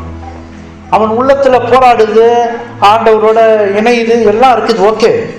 ஆனால் அவன் வாயிலிருந்து வார்த்தை வர வேண்டும், அறிக்கை பண்ண வேண்டும், அவன் கேட்க வேண்டும். அந்த பரலோக ராஜ்யத்திற்கு நானும் வரணும் ஆண்டவரே, என்ன நினைச்சிங்க, அவன் வாயால கேட்கணும். காத்துக்கிட்டு இருந்தாரு, அவன் பேசிட்டான். இப்ப அவர்கிட்ட பேசிட்டான். அவருக்கு என்ன சொல்றாரு? அவர் பதில் சொல்லணும். இப்ப ஒரு பாட்டுக்கு பேசாம இருந்திருந்தாருன்னா ஒன்றும் இல்லாமல் போயிருப்பான் அவனுக்கு, இல்லையா? அவனுக்கு ஒன்றும் இல்லாமல் ஒரு பதிலும் இல்லாமல் போயிருப்பான். அவர் உடனே இரக்கமுள்ள தேவர்னு படித்த பார்த்தீங்களா ஓய்வு நாட்களில்? இரக்கமுள்ள தேவன், கிருபை உள்ளவர். உடனே அவனுக்குள்ள ஏக்கத்துக்கு பதில் கொடுக்குறாரு பாருங்க. இன்றைக்கு நீ என்னுடனே கூட பரதேசியில் இருப்பா என்று மெய்யாக உனக்கு சொல்கிறேன். சரி, அன்னைக்கே போயிட்டானா? இன்றைக்கு நீ என்னுடனே கூட பரதேசியில் இருப்பா என்று மெய்யாக உனக்கு சொல்லுகிறேன்னு சொல்லிட்டார. அன்னைக்கே போயிட்டானா பரதேசிக்கு? வசனம் தானே சொல்லுது, நீ இன்னைக்கு பரதேசியில என் கூட இருப்பேன்னு சொல்லிட்டாரு. அன்னைக்கே அவன் போயிட்டானா பரலோகத்துக்கு? எப்படி? என் கூட இருப்பேன்னு சொல்லிட்டாரு. நீ இன்னைக்கு என் கூட இருப்பேன்னு சொன்னாரு. அன்னைக்கு அவர் போயிட்டாரா பரலோகத்துக்கு? அவர் உடல் எங்க இருந்தது? அவர் உடல் கல்லறையில இருந்தது 3 நாள். இன்னைக்கு நீ என் கூட இருப்பேன்னு சொன்னது எப்படி? அவர் அங்கதானே இருக்காரு கல்லறையில. இன்றைக்கு மெய்யாகவே, அதுதான் உண்மையான வார்த்தை. இன்றைக்கு மெய்யாகவே உனக்கு சொல்லுகிறேன், நீ என்னுடைய கூட பரதேசியில் இருப்பாய். அது மொழிபெயர்க்கும் போது தவறா மொழிபெயர்த்துட்டாங்க. அந்த காமா போடாத ஏதோ ஒரு இடத்துல விட்டுட்டாங்க. அது அப்படியே அந்த அர்த்தத்தை மாத்திடுச்சுன்னு சொல்றாங்க. மொழிபெயர்க்கும் போது உள்ள ஒரு பிழையம். இன்றைக்கு மெய்யாகவே உனக்கு சொல்லுகிறேன், நீ என்னுடனே கூட பரதேசியில் இருப்பாய். ஆனா அங்க சொல்லப்பட்ட வசனம் மாதிரி நீங்க யோசிச்சு பார்த்தீங்கன்னா, அவர் பரலோகத்துக்கு போகவில்லை. அவர் எங்க இருந்தாரு? கல்லறையில தானே இருந்தாரு. வசனம் சொல்லுது, இன்றைக்கு நீ என்னுடன் கூட பரதேசியில் இருப்பாங்கன்னா போகலையா? அன்னைக்கா அவர் இயேசு சிலுவையில் அறையப்பட்ட அந்த நாளில் அவனை பரலோகத்துக்கு அழைத்து செல்ல போவதாக எந்த வாக்குறுதியும் கொடுக்கல. நான் அழைத்து கொண்டு உன்னை போறேன்னு சொன்னாரா? நீ என்னுடன் கூட இருப்பாயின்னு சொல்லியிருக்கா. சொன்ன அவனை அழைத்து கொண்டு போகலன்னு சொல்லலையா? இல்லையா? ஏனென்றால் அவரே பிதாவிடத்திற்கு இன்னும் ஏறி செல்லவில்லை. ஆனால் மரியாதை சொல்றாரு, நான் இன்னும் என் பிதாவிடத்துல ஏறி போகல அப்படின்னு சொன்னாரா இல்லையா? நீ என்னை தொடாதேன்னார்ல. அப்ப அடக்கம் பண்ண மட்டும் 3ஆம் நாள்ல உயிர்த்தெழுந்தார். யோவான் 20:17 இயேசு அவளை நோக்கி, என்னை தொடாதே, நான் இன்னும் என் பிதாவினிடத்துக்கு ஏறி போகவில்லை அப்படின்ற. இயேசு எவ்வளவு வேதனைப்பட்டு இருக்காரு, எவ்வளவு கஷ்டமான சூழ்நிலை அவருக்கு. அந்த நேரத்துல கூட அந்த கல்லனுக்கு ஒரு வாக்குத்தத்தம், ஒரு வாக்குறுதி, நீ என் கூட பரலோகத்துல இருப்பானா இல்லையா? இருப்பான். அந்த கல்லனை நம்ம கூட போய் தேடுவோம் பரலோகத்துக்கு போனா. ஆண்டவரே, மோடு கூட சிலுவையில் அறையப்பட்ட கல்லன் எங்க ஆண்டவரே? அவனை பார்க்கணும். அவனை பார்த்து என்ன சொல்லுவான்? பெரிய ஒரு சந்தர்ப்பத்தை அருமையா பயன்படுத்தினேன். அந்த நேரத்திலும் கூட நீ என்னோட பரதேசியில் இருப்பா என்ற வாக்குறுதி கொடுத்தார். கடைசி நேரத்தில் கல்லனுக்கு ஒரு பெரிய சந்தோஷமான செய்தியா இல்லையா? அவன் கேட்டதுக்கு சரியான பதிலா இல்லையா?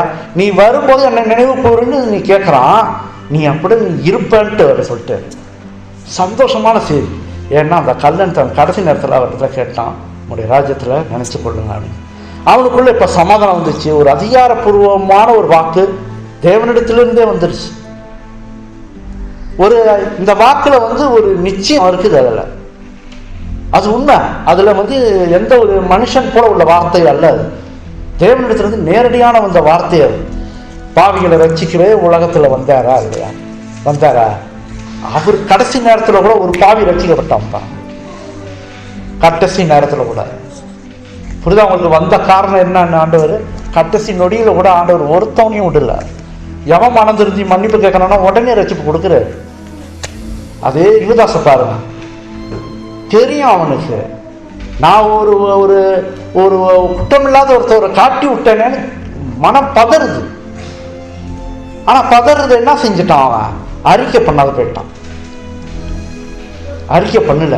சனகரின் சங்கத்துல தான் கொண்டு காசு தூக்கி போட்டான்னு அங்க நின்றுட்டு இருப்பாங்களா? இயேசு கிறிஸ்து நேரடியாக கேட்டிருக்கலாம்ல, ஆண்டவர் என்னை மன்னிச்சிங்கன்னு கேட்டிருந்தா அவனுக்கு ஒரு ஆறுதலான வார்த்தையை சொல்லியிருப்பாரு. ஆண்டவர் ஓடிட்டான், வெளியே ஓடி போய் தூக்கு போட்டு செத்துக்கிட்டான். உடனே அவரால் சுகப்படுத்தப்பட்டவர்கள் அநேகர் உயிர்த்தெழுப்பப்பட்டவர்களும் அவரை பார்த்து இந்த கல்லன் சொன்ன வார்த்தையை கூறல. அவரால் சுகப்படுத்தப்பட்டாங்க, எவ்வளோ அடையாளத்தை பார்த்தாங்க, போதனையெல்லாம் பார்த்தாங்க. அந்த கல்லன் சொன்ன வார்த்தை என்ன இருக்கு? நீர் நம்முடைய ராஜ்யத்தில் வரும்போது என்னை நினைத்து கொள்ளுங்கன்னு சொன்னான்னா அந்த வார்த்தை கூட அவங்க கூட சொல்லணும். இவன் சொல்றான் அந்த வார்த்தையை கல்லன். அவர் கடைசி மணி நேரம் வரைக்கும் மேசியா வேலையை செய்து முடிச்சு இந்த காட்சியை பார்த்து கொண்டது தேவதூதர் கூட ஆச்சரியப்பட்டாங்களாம். என்னன்னா இவர் கஷ்டப்பட்டு தொங்கிட்டு இருக்காரு, சிலுவையில வேதனைப்பட்டு தொங்கிட்டு இருக்காரு. அப்ப கூட பிதாவே இவர்களுக்கு மன்னியுன்றாரு. அந்த கல்லனை பார்த்து நீ என் கூட பரலோகத்தில் இருப்பேன்று தேவதூதர்களே ஆச்சரியப்பட்டாங்களாம். எப்பேற்பட்ட அன்பு அது. அந்த கல்லன் சிலுவையை பார்த்தான். யோவான் 3:14 சர்ப்பமானது மோசையினால் வனாந்தரத்திலே உயர்த்தப்பட்டது போல மனுஷகுமாரனும் தன்னை விசுவாசிக்கிறவன் எவனோ அவன் கெட்டு போகாமல் நித்திய ஜீவனை அடையும்படிக்கு உயர்த்தப்பட வேண்டும். நடந்துச்சா இல்லையா? சர்ப்பத்தை பார்க்கும் பொழுது வெண்கல சர்ப்பம் உண்டாக்கி மேலே வச்சுட்டான். பாம்பு கடிச்சிருச்சு. இன்னும் கொஞ்சம் விட்டா செத்துருவாங்க. மோசைய கடவுள் சொன்னாரு, அந்த வெண்கல சர்ப்பத்தை பாரு, நீ படைச்சுக்குவ. அந்த வெண்கல சர்ப்பம் நிற்குது. சில பேர் என்ன செய்வாங்க, என்ன அதை பார்த்தோன்னே எப்படி சுகமாகும், இங்கே விஷம் கட்டி தாங்கலை, மயக்கம் வருது, ஒரு மாதிரி செய்து மரணத்துக்குள்ளே போயிட்டு இருக்கான், அதை பார்த்தா எனக்கு எப்படி சுகமாகும். நிறைய பேர் சொல்லியிருப்பாங்கள்ல, நிறைய பேர் பார்க்காதவங்களாம் என்ன செஞ்சாங்க, செத்தாங்க. விஷம் ஏறி செத்தாங்க. திரும்பி பார்த்தாங்க, ஆண்டவர் சொல்கிறாருன்னு சொல்லிட்டு திரும்பி பார்த்தாங்க, தப்பிச்சுக்கிட்டாங்க, விஷம் ஒன்றும் இல்லாமல் போயிடுச்சு. அதே மாதிரி சிலுவையில் ஏறப்பட்ட இயேசுவை நோக்கி பார்க்கும்போது என்ன வரும், கடிச்சது யார், நம்மளை கடிச்சது யாரு, சாத்தான். அந்த பாவ விஷம் இறங்கிக்கிட்டே இருக்குது உள்ள. சிலுவையை நோக்கி பார்க்கும்போது அந்த விஷம் முறிக்கப்படும், நித்திய ஜீவனை அடைவ. அந்த அடையாளம் தான் ஆண்டவர் சொன்னது மோசே. அந்த விஷத்தை என்ன செஞ்சிருவாரு, பாவ விஷத்தை முற்றிலுமாக சுகப்படுத்தி நம்மளுக்கு நல்ல உடம்பா கொடுத்து பரலோகத்தில் நித்தியமாக வாழறதுக்காக தான் அந்த ஒரு ஓமையாக ஆண்டவர் இங்கே கொடுத்தார். சிலுவையை நோக்கி பார்க்குறவங்க எல்லாம் நிச்சயமாக ரட்சிக்கப்படுவார்கள். அவர் கலிலேயா சிலுவையில் வேதனையோடு அப்படியே தொங்கி கொண்டிருக்கும் போது வேதப்பாரர்கள், ஆசாரியர்கள் இவங்கெல்லாம் இருக்காங்கள, இவங்க அவருடைய மரணத்தை அவளோடு எதிர்பார்த்தாங்களாம். அவர் தொங்கிட்டு இருக்காரு, அந்த ரத்தம் கசிந்து கொண்டே இருக்கிறது. இதை பார்த்துக்கிட்டே இருக்காங்க. எப்போ சாவார்னு அவளோட காத்துட்டு இருக்காங்களாம். அவர் மரணத்தை எதிர்நோக்கி காத்துட்டு இருந்தாங்களாம். எந்த அளவுக்கு இரக்கமற்ற உள்ள பாவிகளாக இருக்கிறாங்கன்னு பாருங்க. இவ்வளோ பெரிய பாவிகளாக இருக்காங்க. ஆண்டவர் கூட இறங்கி பிதாவே அவர்களுக்கு மன்னியும்னு ஆண்டவர் சொன்னது கூட அவங்க பார்க்காம மனசை இறுக்கிக்கிட்டு எப்போ அவர் மரிப்பாருன்னு காத்துட்டு இருந்தாங்களாம். இதோட அவரது தெய்வீக வல்லமை, அற்புதம், என்னென்ன பேசினாரு, என்னென்ன அடையாளம் அற்புதம்லாம் செஞ்சாரு, அவருடைய தெய்வீக வல்லமை இதெல்லாம் ஒழிஞ்சிச்சுரா அப்படி சொல்லிட்டு சிந்தித்து கொண்டிருந்தார்களாம். இதோட முடிஞ்சிச்சுரா. எந்த அளவுக்கு பொறாமை பாருங்க, எந்த அளவுக்கு அவரை வெறுத்தார்கள் என்று பாருங்க. அவர் நல்லது தானே செஞ்சார், வேற என்ன செய்தார்? நன்மையான காரியங்கள் தானே எல்லாருக்கும் செய்தார். எந்த விதத்திலும் யாருக்கும் ஒரு தொந்தரவே இல்லையா? எல்லாருக்கும் அன்பான வார்த்தைகள், போதனைகள், புத்திமதிகள்லாம் கொடுத்தாரு. வந்த சுகவீனம் உள்ளவர்களுக்கெல்லாம் சுகத்தை கொடுத்தாரு. எல்லாமே நன்மைகளை தானே செய்தாரு. அங்கே தொங்கிட்டு இருக்காரு கடைசி நேரத்தில். அப்போ கூட எப்போ மறிப்பாருன்னு காத்துட்டு இருக்காங்க. இதோடு ஒழிஞ்சிச்சிரா எல்லாமே அப்படின்னு வேற மனசில் சிந்திச்சுட்டு இருக்கிறாங்க. தைக்கப்படாமல் இருந்த அவர் வஸ்திரம், ரோம சேவர்கள் என்ன செஞ்சாங்கன்னா தங்களுக்குள்ளே சண்டை போட்டு கொண்டார்கள். என்னவா, அந்த உடுப்பு எனக்கு தான், இல்லை எனக்கு தான் அது வேணும், ஏன்னா அதில் தையலே கிடையாது, முழுசாக யாருக்கு வருதோ அதை எடுத்துக்குவோம், இப்படி சண்டை போட்டு கொண்டு இருந்தாலும். வாய் சண்டைன்னா அடிச்சுக்கிட்டுலாம் இல்லை, வாய் சண்டை.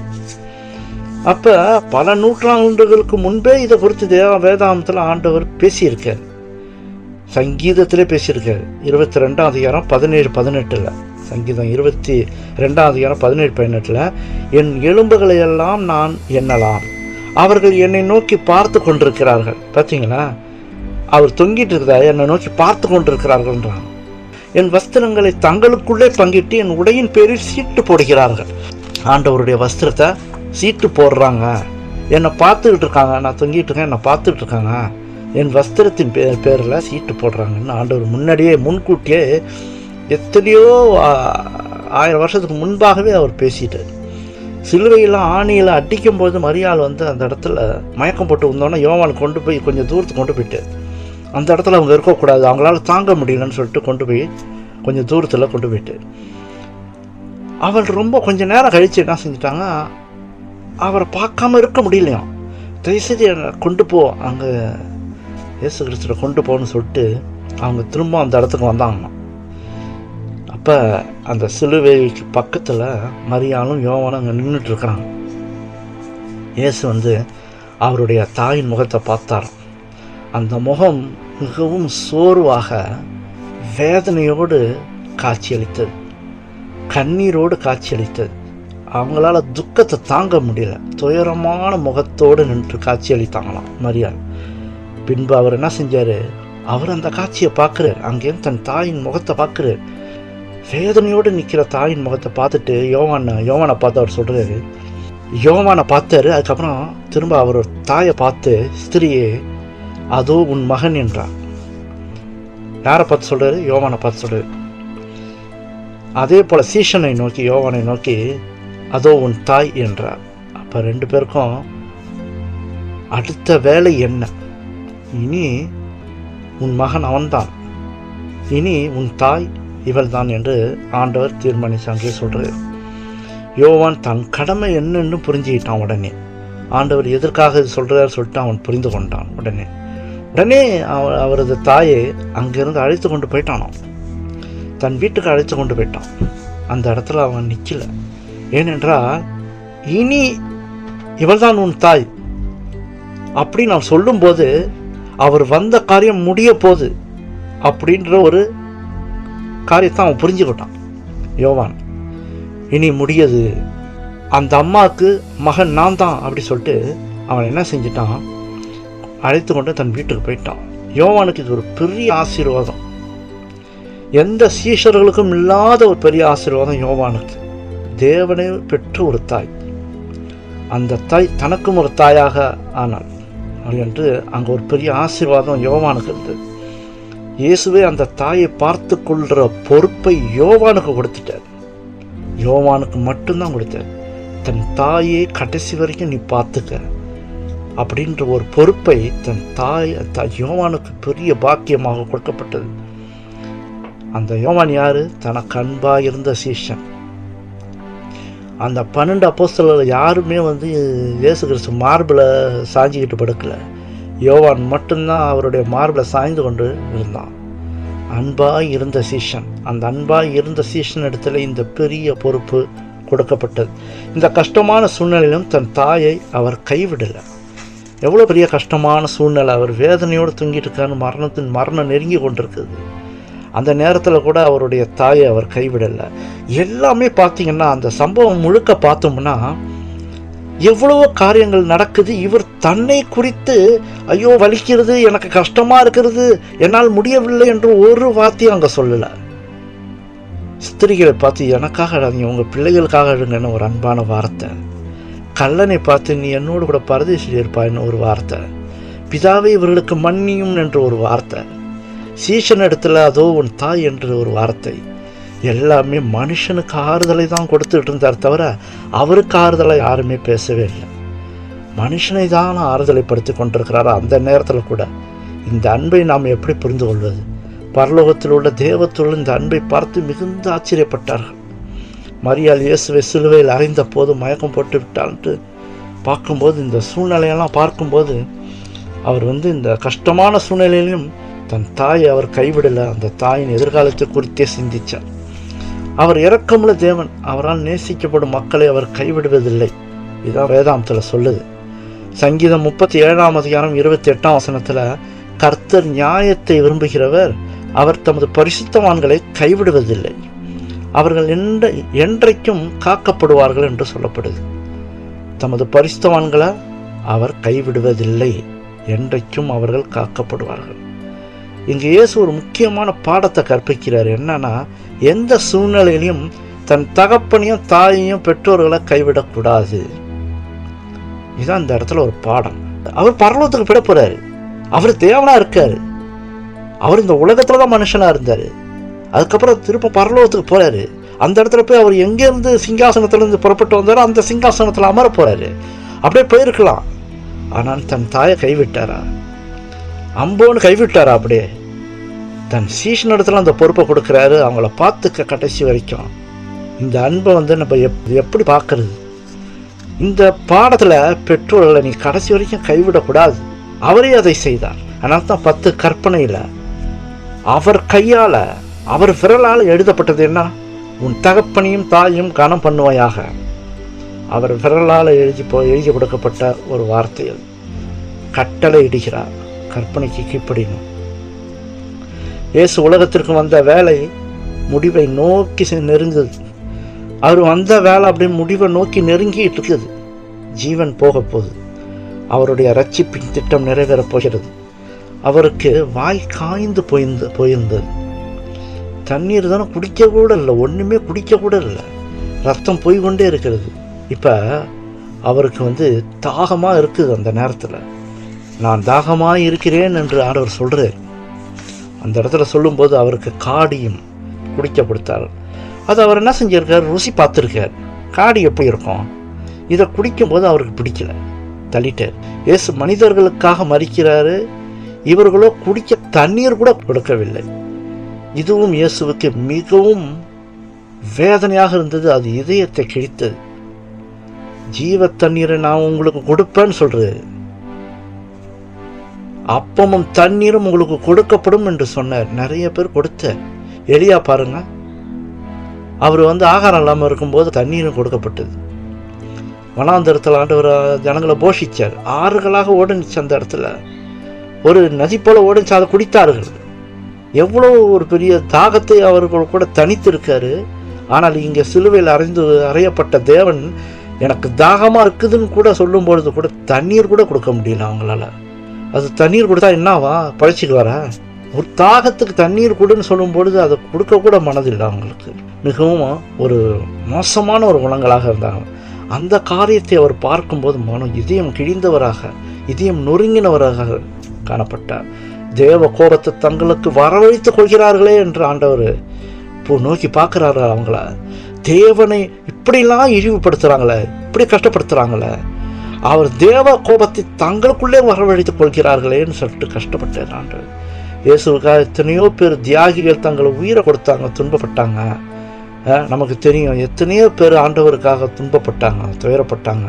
ஆனால் இயேசுவை போல தம்மை பலியாக ஒப்பு கொடுக்கப்பட்ட போது பட்ட இந்த உபத்திரம், இயேசுவை போல இந்த உபத்திரம் யாருமே படல. அவர் பட்ட உபத்திரம் பயங்கரமானது. அந்த கெத்செமனே தோட்டத்திலிருந்து பாருங்க, எப்பேற்பட்ட ஒரு உபத்திரம் பாருங்க. அங்கிருந்து அவர் உபத்திரவம் ஆரம்பிக்குது. சிலுவையில் ஆணி அடிக்கிறதுக்கு வரைக்கும் பாருங்க எத்தனை பாடுகள் அவர் பட்டார்ன்ட்டு. அந்த மாதிரி உபத்திரவங்கள் யாருமே படலை. இதயம் நொறுங்கினவராய் அவர் படுகிற துன்பங்களை கண்டு தேவ தூதர்களை தங்கள் முகங்களை மூடிக்கொண்டார்களாம். அந்த காட்சி அவர்களால் கூட பார்க்க மனசு ரொம்ப வேதனையோடு ஆயிட்டாங்களாம். அவங்களும் கஷ்டமாக இருந்துச்சு அவங்களுக்கு. சிருஷ்டிகர் வேதனையோடு மரித்து கொண்டிருக்கிறார். இயற்கையோட சிருஷ்டிகரே வேதனையோடு மரித்து கொண்டிருக்கிறார். அந்த நேரத்தில் சூரியனே வெளிச்சம் கொடுக்க மறுத்துச்சான். சூரியன் வெளிச்சம் கூட வராமல் போயிடுச்சான். திடீரென்று ஒரு இருண்டு போன இருட்டாயிடுச்சான் அந்த இடம். ராயன் சொல்கிறான், பிலாத்துவை கண்டித்து சொல்லும்போது உன்னால் உலகமே பாடுபட்டுச்சுன்னு சொல்கிறான். அவன் உலகமேன்னு சொல்லிட்டான். அப்போ இந்த காரியம் அவர் சாகும்போது உலகமே ஒரு இயற்கையை மாறாக வேற ஏதோ சம்பவங்கள்லாம் நடந்துருச்சு. அந்த நேரத்தில் சூரியனே வெளிச்சம் கொடுக்க மறுத்தது. திடீர்னு இருண்டு போயிடுச்சுன்னு சொல்லப்படுது. அந்த நேரத்தில் ஒரு அந்தகார இருள் சிலுவையை சுற்றிலும், அந்த இடத்தை சுற்றிலும் இருள், அந்த ஏரியா முழுக்க அப்படியே இருளாக ஆயிடுச்சு.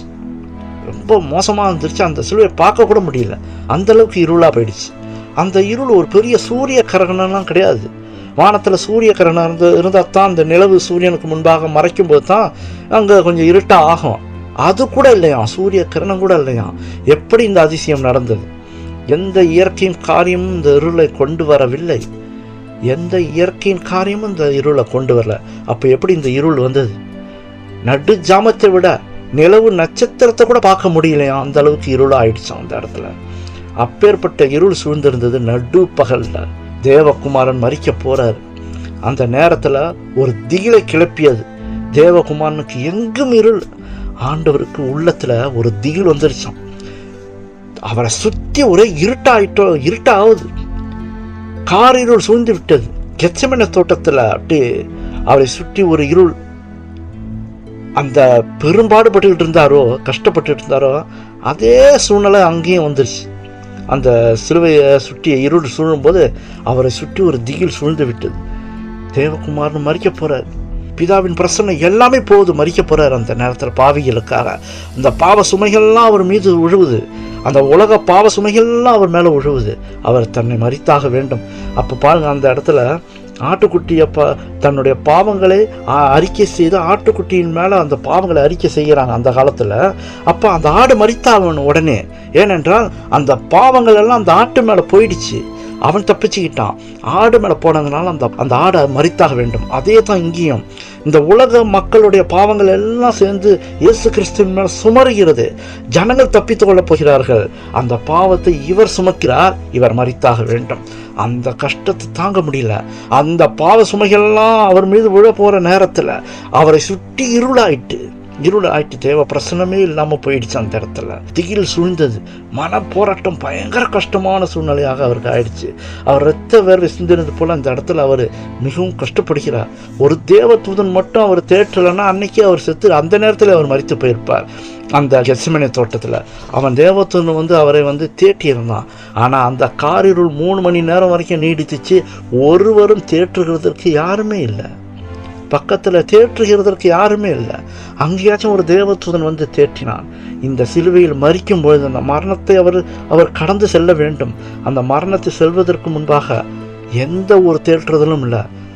தானாகவே அந்த சுமையை தாங்கிக் கொள்ள வேண்டும். சுமையை தாங்கிக் கொள்ள வேண்டும். சிலுவையில் இருப்பவரை ஒரு கண்ணும் பார்க்க முடியல. அந்த அளவுக்கு இருளாக இருந்துச்சு. இயேசு கிறிஸ்துவின் பாடுகள், மரண வேதனை ஒருவனும் பார்க்க முடியல. அந்த சிலுவையில் தொங்கிட்டு இருக்கும்போது அந்த பிரசனெல்லாம் போயிடுச்சு. உலக பாவங்கள்லாம் அவர் மேலே சுமருது. அந்த வேதனை எவனாலையும் பார்க்க முடியல. அந்த நேரத்தில் அவர் அத்தனை பாடுகள் பட்டார். இதயம் நொறுங்கிடுச்சு. அந்த நேரத்தில் சிலுவையை சுற்றி நின்றவர்கள் திகிலை அடைந்தாங்களாம். ஏன் இப்படி இருளாயிட்டு? ஆண்கள், பெண்கள், பிள்ளைகள் எல்லாரும் பயத்தோடு கீழே விழுந்துட்டாங்களாம். ஏன் அப்படி இருளாயிட்டு? ஏன்? பயங்கரமான காட்சியாக இருந்தது. அங்கே இடி இல்லாமல் மின்னல் மட்டும் அடிச்சுதான். எப்போதும் மின்னல் வந்த பிறகுதான் இடி இடிக்கும். ஆனால் இந்த இடத்துல மின்னல் மட்டும்தான் வருதான், இடி சத்தமே கேட்கலையாம். அதனால வெறும் இடி, அந்த மின்னல் மட்டும் அடிச்சுக்கிட்டே இருந்துச்சு. அந்த சிலுவையை பார்த்து அந்த மின்னல் வெளிச்சத்தில் அவர் முகத்தை மட்டும் தெரியுதான் அந்த இருளில். என்ன ஒரு காட்சி பாருங்க. அந்த பக்கம் சுற்றி இருந்தவர்களுக்கெல்லாம் எப்படி இருக்கும்? நிறைய பேர் கீழே விழுந்துட்டாங்கன்னு போட்டிருக்குது. பயந்துட்டாங்க, நொறுங்கிட்டாங்க. முடிகிற நேரம் வந்துருச்சு. வேதபாரர்கள், ஆளுநர்கள், ஆசாரியர்கள், மரண தண்டனை நிறைவேற்றுவர்கள், மக்கள் யாரும் தங்களுக்கு ஆக்கின வந்துச்சுன்னு என்னன்னாங்களாம். ஐயோ, என்ன நடக்குதுன்னு தெரியல, நமக்கு அவ்வளோத்தான், நமக்கு ஒரு ஆக்கினை தேவனுடைய கோபம் நம்ம இடத்துல வரப்போகுதுன்னு சொல்லிட்டு பயந்துட்டாங்களாம். சிலர் இயேசு சிலுவையிலிருந்து கீழே இறங்கி வர போறாரு போல, அதனால தான் இதெல்லாம் நடக்குது போல நினச்சிக்கிட்டு இருந்திருக்காங்க ஒரு கூட்டம். சிலர் நைஸாக நழுவுனாங்களாம். அப்படியே மார்பிள் அடிச்சுக்கிட்டு நைஸாக நடுவி வீட்டுக்கு போயிட்டாங்களாம். என்ன சூழ்நிலை அந்த நேரத்தில் இருக்குது பாருங்க. 12 மணிக்கு சிலுவையில் அறையப்பட்டார். 3 மணிக்கு அவர் உயிர் போக போகுது. அந்த 3 மணி நேரம் இந்த காட்சி நடக்குது. யோசிச்சு பாருங்க. அந்த 3 மணி நேரம் அவருக்கு எப்படி நொறுங்கி இருக்கும் இதயம். உலக பாவ பாரங்கள்லாம் அவர் மீது சுமருது. அவரை சுற்றி இருளாயிட்டு அந்த உலக பாவங்கள்லாம் அவர் மேலே சுமருது. ஒரு அடையாளம். அப்படி சுற்றி இருளாக போயிட்டு 9ஆம் மணி நேரம் வரும்பொழுது அந்த இருள் மக்களை விட்டு டக்குன்னு விலகிடுச்சு. ஆனால் ரட்சகரை மட்டும் ஒரு போர்வை போல சுமந்து அப்படி சுற்றி அந்த இருள் போகலையாம். சுற்றி இருந்த இருள்லாம் போயிடுச்சு. ஆனால் ரட்சகர் இருந்த இடத்த அந்த அந்த அந்த சிலுவை அவரை சுற்றி இருந்த இருள் மட்டும் போகல. அது மட்டும் மூடிக்கிட்டே இருந்துச்சு. ஏதோ ஒரு கரம் மின்னலை பிடிச்சி அந்த சிலுவையின் மேலே பாய்கிற மாதிரி அது சிலுவையை நோக்கி அந்த மின்னல் அடிச்சுக்கிட்டே இருந்துச்சான். அது யாராலுமே புரிந்து கொள்ள முடியல. எதற்கு இப்படி நடக்குதுன்னு தெரியல.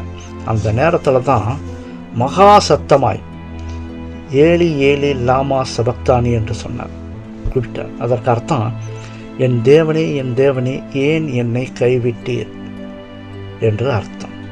இப்போ புரியுதா உங்களுக்கு?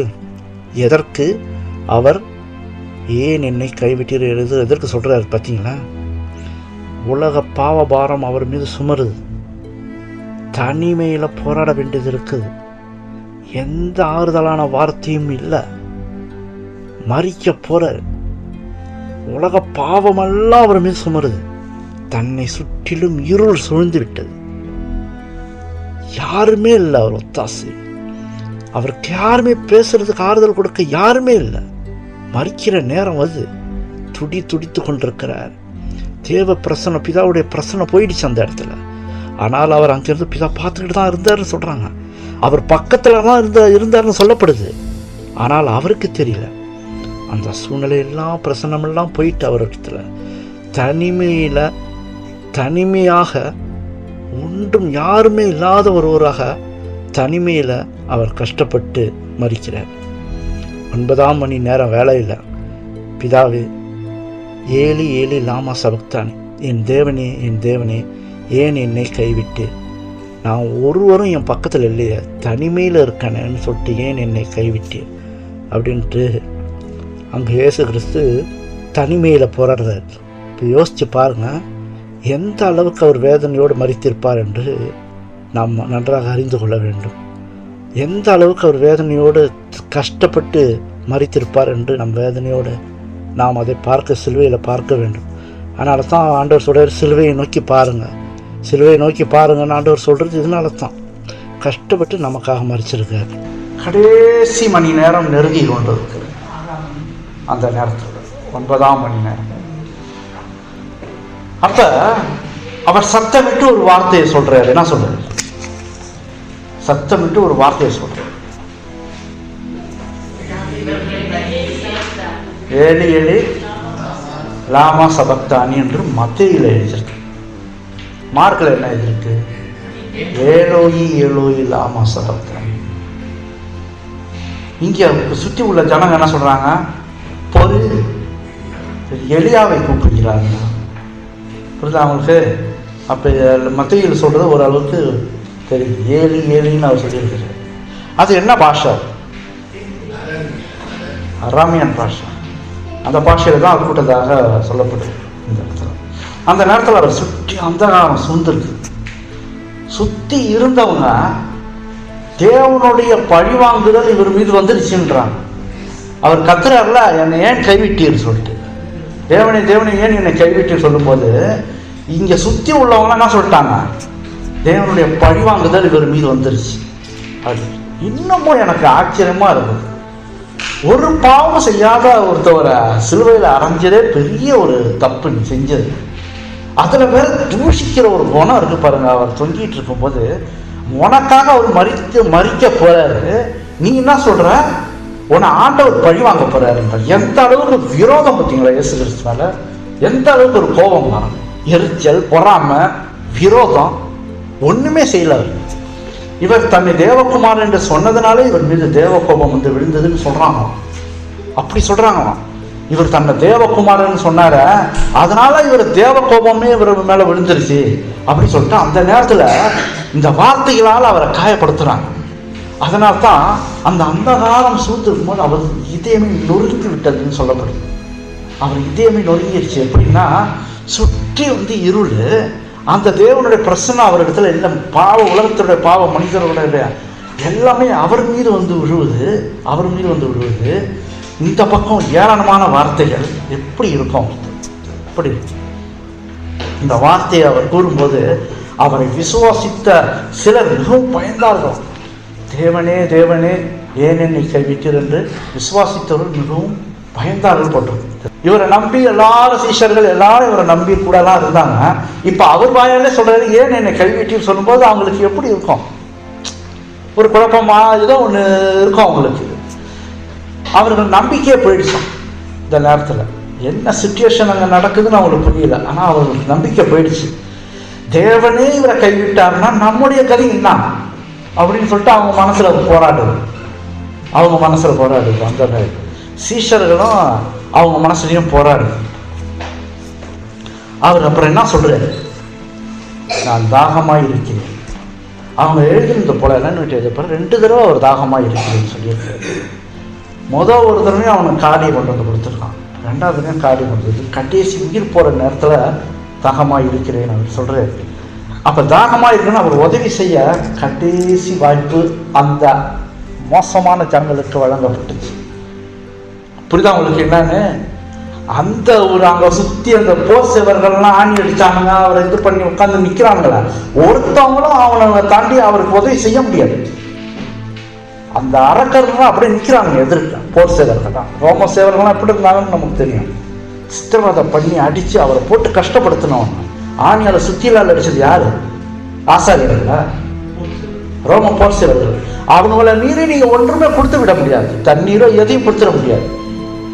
அப்ப அங்க தாகமாய் இருக்கிறேன் என்று சொல்லும் போது அதுதான் அவனுக்கு கொடுத்த கடைசி டைம் ஆகும்.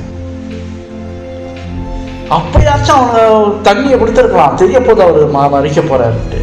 அப்ப கூட என்ன செய்யறாரு, அந்த கடைசி வாய்ப்பை கூட அவங்க இழந்துட்டாங்க. அவரை சுற்றி இருந்த இருளும் அப்படியே நீங்கிடுச்சு. தாகமாய் இருக்கிறேன்னு சொல்லும் போது அவரை சுத்தி அவர் சுத்தி இருள் இருந்துச்சுல்ல, அந்தகாரம் இருந்துச்சுல்ல, அது விலகிடுச்சான்.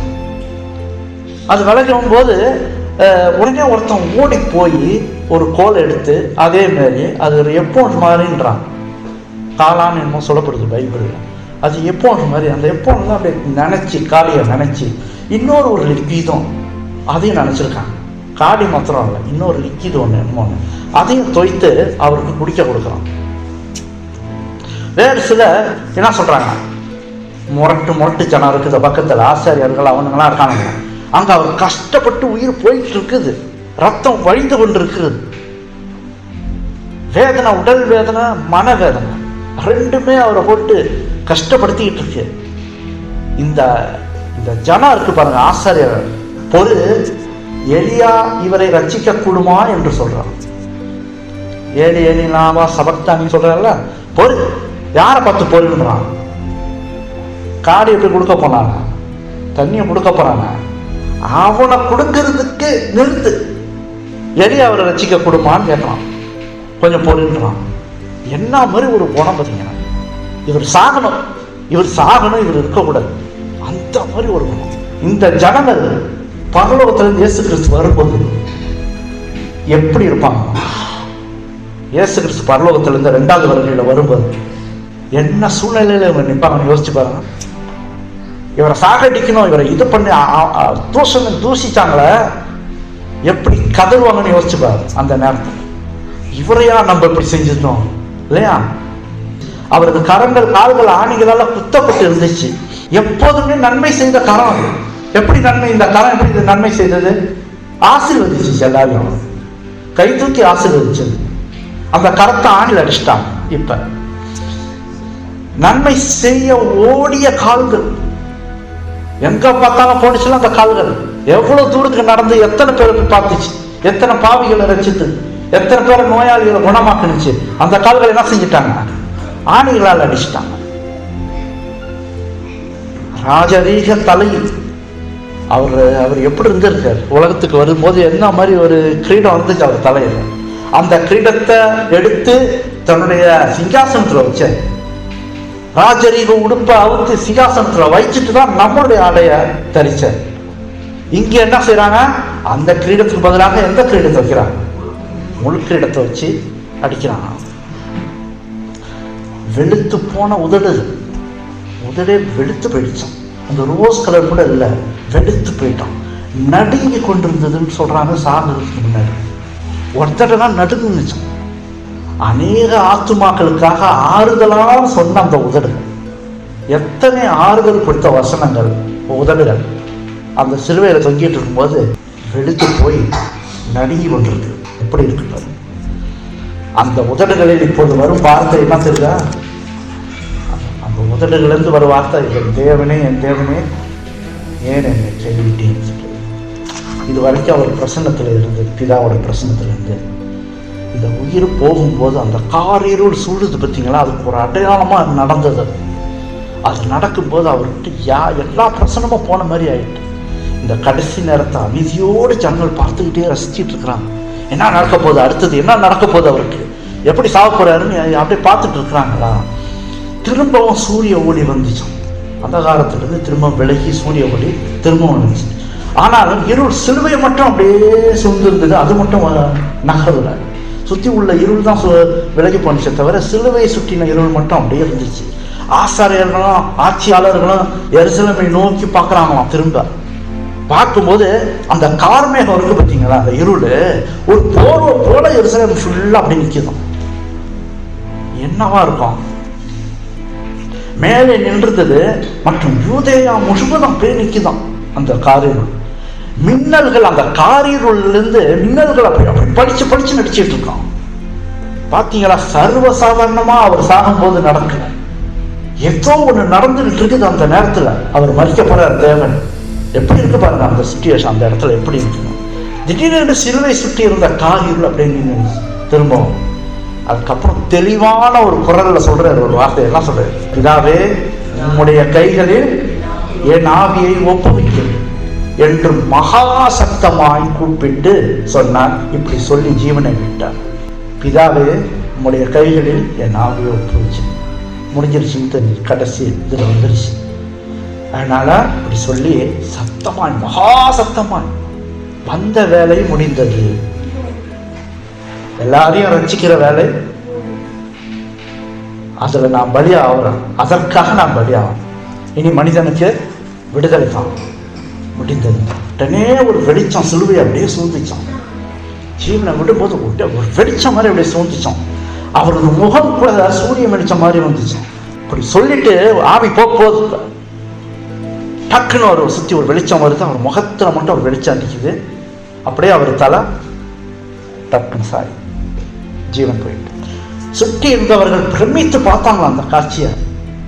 யாரு இவர் யாரு இவர் அப்படின்ட்டு ரட்சகர்கள் நோக்கி பார்த்து கொண்டிருந்தாங்க. திரும்பவும் அவரிடத்துல காரியங்கள் திரும்பவும் சூழ்ந்துச்சோம். அந்த நேரத்தில் திடீரென்று ஒரு இடி சத்தம் கேட்டுச்சு. அதோடு நிலைநடுக்கமும் வந்துச்சோம். அந்த இடத்துல பூமி அதிர்ச்சி போல இருக்கு. அங்க இருந்து அவங்க குழப்பத்தோடு அங்க இங்குமாக அப்படியே அலக்கழித்து அப்படி நடக்கிறாங்க, இப்படி போறாங்க, இங்கேயும் அங்கேயும் போயிட்டு இருக்கிறாங்க. சுற்றி இருந்த மலைகளிலிருந்து பாறைகள் பெயர்ந்து விழுந்துச்சோம். சில மலைகள்லாம் இருந்திருக்கு, பாறைகள்லாம் பெயர்ந்து விழுந்திருக்குது, பெரிய சத்தத்தோடு இருந்திருக்கு. கல்லறைகள் கூட திறக்கப்பட்டுச்சு. கல்லறைகள் திறக்கப்பட்டுச்சு. உடல்கள் வெளியில வீசப்பட்டதுன்னு போட்டிருக்கு. சில உடல்கள் வெளியே வீசப்பட்டது கல்லறையிலிருந்து. ஆசாரியர்களும் ஆணுலாங்களும் ரோம போர் சேவர்களும் நடுங்கினாங்களாம். என்ன நடக்குது? இந்த மாதிரி நடந்தா எப்படி நடுங்காம என்ன செய்ய முடியும்? ஒருத்தர் மறிக்கிறான்னா இப்படிப்பட்ட விஷயங்கள்லாம் யாருக்காவது நடந்திருக்குதா? ஒருத்தர் மறிக்கும் போது, இவர் மறிக்கும் போது இவ்வளவு பெரிய விஷயங்கள்லாம் நடக்குது. சேவகர்கள்லாம் நடுங்கினாங்க. ஒரு வார்த்தையும் சொல்ல முடியாம கீழே விழுந்தாங்க. போர் சேவர்கள் கூட ஒரு வார்த்தையும் சொல்ல முடியாம கீழே விழுந்தார். கல்வாரி மலையில திரும்ப காரியங்கள் அப்படியே சுந்திச்சான். எருசலேம் முழுக்க ஒரு போர்வை போல அப்படியே மூடிக்கொண்டே இருந்துச்சான். இயேசு ஜீவனை விடும்போது அநேக ஆசாரியர்கள் ஆலயத்தில் இருந்தாங்க. அந்த நேரத்துல சொல்லுங்க, அப்ப எத்தனை மணிக்கு ஜீவனை உயிரை விட்டார்? மத்தியானம் 3 மணி. சிலுவையில் அறையப்பட்டது 12. 3 மணிக்கு அவரு ஜீவனை விடுறார். நல்லா யோசிச்சு பாருங்க. ஆட்டுக்குட்டியானவர் ஜீவனை விடுகிறார், பலியாகிறார். எருசலேம்ல எப்பொழுதும் எத்தனை மணிக்கு ஆடுகளை பலி செலுத்துவார்கள்? மதியானம் 3 மணி. அதே நேரத்துல ஆட்டுக்குட்டியானவர் பலியாகிறது. இனி பலி தேவையில்லை, மிருக பலி தேவையில்லை, ஒழிந்ததுன்னு அடையாளம். இந்த நேரத்துல தான் கரெக்ட் ஆசாரியர்கள் எங்க இருக்காங்க? சில ஆசாரியர்கள் இங்க வரல, எங்க சிலுவைகிட்ட வரல, ஆலயத்துல இருக்காங்க சில ஆசிரியர். ஏன்னா பலி செலுத்துற நேரம் வெள்ளிக்கிழமை. என்ன நடக்குது? அப்ப அவர் பரிசுத்த தலத்திற்கும் மகா பரிசுத்த தலத்திற்கும் நடுவே இருக்க திரைச்சிலைக்கு முன்னாடி நிற்கிறாங்க. இவ்வளவு அழகா செய்யப்பட்டிருக்கிறது. இப்போ பல பெரிய அந்த துணியை ரொம்ப விரையப்பட்ட துணி, அது பிரம்மாண்டமா இருக்குது அந்த ஆலயத்துல. பரிசுத்த ஸ்தலம், மகா பரிசுத்த ஸ்தலம், அதுக்கு நடுவில் திரை இருக்குது. பரிசுத்த தலத்துல நிற்கிறாங்க அந்த ஆசிரியர் நின்றுதான். திடீரென்று அவர்களுக்கு கீழே நிலம் அப்படியே அதிர்ந்துச்சு. அவர் ஜீவனை விடுறாரு. அந்த நேரத்துல இங்க நிலம் அதிருது. அந்த அழகான திரைச்சலை, உறுதியான வேலைப்பாடுகளுடன் செய்த அந்த திரைச்சலை மேலிருந்து கீழே வரை அப்ப கிழிஞ்சதுன்னா எப்படி? அப்படியே அது தானே அப்படி சர்ன்னு கிழிதா, இல்லைன்னா யாரோ கிழிக்கிறாங்களா? ஒரு தேவதூதன் வந்து அந்த கத்தியால கிழிச்சான அந்த அந்த திரைச்சலையில. அதே தேவதூதன் தான் விரலால எழுதணும். பெல்ஷாத்சார் காலத்துல மேனே மேனே தெற்கேல் உபாசி, அந்த விரல் தான் அங்க எழுதணும். அந்த கரம் தான் இங்க ரிதோவையும் கிழிச்சதான். நேரம் மட்டும் ஒரே கிழிச்சு திரைச்சல், அதே கரம். அப்ப பெல்ஷாத்சார் காலத்துல நடந்தது. மேனே மேனே தெற்கே உபாசின்னா என்ன அர்த்தம்? தெற்கேல் என்பதற்கு என்ன? அதுக்கு அர்த்தம் என்ன? மேனே மேனே தெற்கேல் உபாசி. தெற்குன்னு அர்த்தம்னா நீ தராசில் நிற்கப்பட்டு குறைய காணப்பட்டாய். அதான் இப்ப ஆசிரியருக்கு என்ன சொல்லப்படுதுங்க? அதே கரம் கிழிக்கும் போது நீ தராசில் நிற்கப்பட்டு குறைய காணப்பட்டாய். இன்னும் முடிஞ்சிருச்சு உனக்கு. ஆசிரியர்களுக்கு முடிஞ்சு போயிடுச்சு. அர்த்தத்தோட வருது பாருங்க. என்ன அர்த்தம் பாருங்க. ஒண்ணு தான் சாதாரண விஷயம் கிடையாது. பைபிள்ல உள்ளதெல்லாம் சம்பவங்கள்லாம் ஒண்ணுத்துக்கு ஒரு அர்த்தம். பிளான் பண்ணி கரெக்டா நடக்கும். அந்த மகா பரிசுத்த ஸ்தலத்திற்குள் ஒரு தடவை மட்டுமே மனுஷன் கால்கள் உள்ளே போகும். புரியுதா உங்களுக்கு? ஒரு வருஷத்துக்கு ஒரு தடவை தான் அவன் மகா பரிசுத்த ஸ்தலத்துக்கு உள்ள போவான். அது வரைக்கும் போகக்கூடாது. ஒரு வருஷம் வரைக்கும் அவன் உள்ள போகக்கூடாது. பரிசுத்த ஸ்தலத்துல நிக்கணும். இப்ப ரீதோ கிழிஞ்சிருச்சு. இப்ப என்ன ஆகுது? வருஷத்துக்கு ஒரு தடவை பாக்குறவங்க தனக்கும் பார்ப்பாங்க. ஏன்னா முடிஞ்சிருச்சு, எல்லாமே முடிஞ்சிருச்சு. இனி அது தேவையில்லைன்னு சொல்லிட்டு தேவனுடைய பிரசன்னம் அந்த சன்னிதானத்துல இனி இருப்பதில்லை. முடிஞ்சிருச்சு. இனி நீ எதை கேட்டாலும், பாவம் செய்தாலும், ரத்தாம்பர சிறப்பான பாவம் செய்தாலும், எதை செய்தாலும் நீ யார்கிட்ட வரணும்னா இயேசு கிறிஸ்து பாதப்படியில் நிற்கணும். அவர் தான் உனக்காக பரிந்து பேசுவார். அவர் தான் உனக்கு மன்னிப்பை பெற்றுக் கொடுத்தார். அவர் இல்லாம உன்னால ஒண்ணு செய்ய முடியாது. அவர் தான் எல்லா வழியும் அவர் மூலமா தான் நீ வந்தாலும் தான் நடக்கும். ஆட்டுக்குட்டியான் உலக பாவங்களுக்காக மறிச்சிட்டார். எருசலேமை சுற்றி காரிருள் இருந்தது. இனி நீதியின் சூரியன் உன்னிடத்துல பிரவேசிப்பதில்லை. உலகத்தில் வெளிச்சம் எருசலேமை விட்டு நீங்கிடுச்சு. இயேசு கிறிஸ்து வர வரைக்கும் இருந்துச்சு. உனக்கு டைம் இருந்துச்சு, ரட்சிப்பு இருந்தது, எல்லாம் இருந்தது. இன்னைக்கு நீ அதை கெடுத்துக்கிட்டா இனி அது ஒன்னிடத்துல இல்லை. என் ஜனங்கள் சொல்லிட்டு இருந்தாரு பார்த்தீங்களா, அந்த இது போயிடுச்சு, முடிஞ்சிருச்சு. இனிமே உனக்கு கிடையாது. இனி யாருக்கு? புறஜாதி எல்லாருக்கும் போயிடுச்சு. எல்லாரும் என்னுடைய பிள்ளைகள் ஆகிட்டாங்க, என் ஜனங்கள் ஆகிட்டாங்க.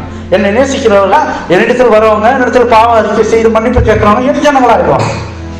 எதுவுமே எல்லாம் போயிடுச்சு. அதனால தான் இந்த காரில் தேவனால அடையாளமா காணப்பட்டுச்சு அந்த இடத்துல. கிறிஸ்துவுக்கு பின் பாருங்க எருசலேம் எப்படி போனிச்சுன்றத பாருங்க. சரித்திரத்தை படிச்சு பார்த்தீங்கன்னா தெரியும். கிறிஸ்துவுக்கு பின் 66ஆம் ஆண்டில் யூதர்கள் புரட்சி செய்ய ஆரம்பித்தார். யாருக்கு விரோதமா? ரோமர்களுக்கு விரோதமா புரட்சி செய்ய ஆரம்பித்தார்கள். அவன் 4 வருஷமா பொறுமையா காத்துக்கிட்டு இருந்தான். 70வது வருஷம் 4 வருஷம் என்ன நடந்தது? அடிச்சு நொறுக்கினாங்க எருசலேம். ஒரு கல்லின் மேல் ஒரு கல் இராதபடிக்கு போயிடுச்சு. ஆலயமே சுத்தமா போயிடுச்சு. எருசலேமே சுத்தமா போயிடுச்சு. எல்லாம் ஓடிட்டாங்க. ஐரோப்பா, அமெரிக்கா எங்க பார்த்தாலும் ஓடிட்டாங்க. எருசலேம் ஆலயமே ஒன்றும் இல்லாம போயிடுச்சு. ஜனங்கள் சிதறி போனாங்க, அழிக்கப்பட்டும் போனாங்க. அப்புறம் டைட்டஸ் ஆலயத்தில் உள்ள பொன் பொருட்கள் எல்லாத்தையும் தூக்கிட்டு போயிட்டாரு. 130வது வருஷத்துல ரோம பேரரசன் ஹேட்ரின் நகரத்தை கட்டினான். அந்த நகரத்தை அவன் கட்டிட்டு 130வது வருஷத்துல நகரத்தை கட்டிட்டு அவன் தெய்வங்களுக்கெல்லாம் ஆலயத்தை கட்டி விட்டான். 3வது நூற்றாண்டு வரைக்கும் யூதர்கள் யாரும் எருசலேமில் வரக்கூடாதுன்ற உத்தரவு. 300வது வருஷம் வரைக்கும் ஒரு யூதனும் உள்ள தங்கக்கூடாது, இங்க இது பண்ணக்கூடாது, வாழக்கூடாது. அந்த ஒரு கட்டளை வந்துருச்சு. ஒருத்தவனும் உள்ள வர முடியல எருசலேமுக்குள்ள யூதர்கள். 325வது வருஷத்துல கான்ஸ்டன்டின் திரும்ப கிறிஸ்தவ நகரமாக மாத்திரம். 418 ஒரு பெரிய பூமி அதிர்ச்சி வந்துச்சு. பாதி நகரத்தை அழிச்சிச்சு எருசலேம்ல. 614 பெர்சியர்கள் அநேக மக்களை அழிச்சாங்களாம், தன் வசமாக்கி கொண்டாங்க. 635 638 வரைக்கும் அரபியர்கள் அங்கு ஆக்கிரமித்து கொண்டாங்க. இருக்காங்களே பக்கத்துல பலஸ்தீனா, அவங்களாம் முழுதாக ஆக்கிரமித்து கொண்டாங்களாம் அந்த நகரத்தை. அப்பதான் டூம் ஆஃப் ராக்னு ஒரு தனியா ஒரு ஆலயம் உள்ள முஸ்லீம் ஆலயம் பானம் இருக்குமா, ஒரு பவுன் கலர். அப்பதான் அரபியர்கள் அந்த ஆட்சி செய்யும் மொத்தம் அதை கட்டிட்டாங்க அந்த இடத்துல. அந்த இடத்துல என்ன இருந்துச்சு ஆரம்பத்துல? ஆலயம். எருசலேம் சாலமோன் கட்டின ஆலயம் அது. அது அரபியர்கள் அடிச்சு நொறுக்கி அந்த நேரத்துல தான் செஞ்சாங்க. 635 638 அப்பதான் அதை கட்டி அந்த எருசலேமே ஆட்சி பண்ணாங்க. அவங்க அடிக்கடி எருசலேம்ல அரபியர்கள் யுத்தம் செய்து அநேக அழித்தார்களாம். ஒரு தேவனையும் அவங்க கொலை செய்துட்டாங்களே, எங்கள் மேலும் எங்கள் பிள்ளைகள் மேலும் இந்த ரத்த வழி வரணும்னு சொன்னாங்களே, வந்துச்சா இல்லையா? பிறகு துருக்கிக்காரர்கள் எருசலேம் சூழ்ந்து கொண்டாங்க. அரபியர்களை அடிச்சு கொண்டு இவனுங்க பூந்திருக்காங்க துருக்கி. 1831 எருசலேமை சுற்றி எகிப்து ராஜா பிடிச்சான். 1845 எருசலேம் யூதர்களால் குடியேற்றப்பட்டார்கள். 2340 முடியுது. யூதர்கள் உள்ள போடுறாங்க, குடியேறாங்க. 2300 ராப்பகல் தீர்க்க தரிசனம். 1260 வருஷம் முடியுதில்ல, கரெக்டாக 1844-45 முடியுது. கரெக்டாக அப்போ குடியேறாங்கல்ல.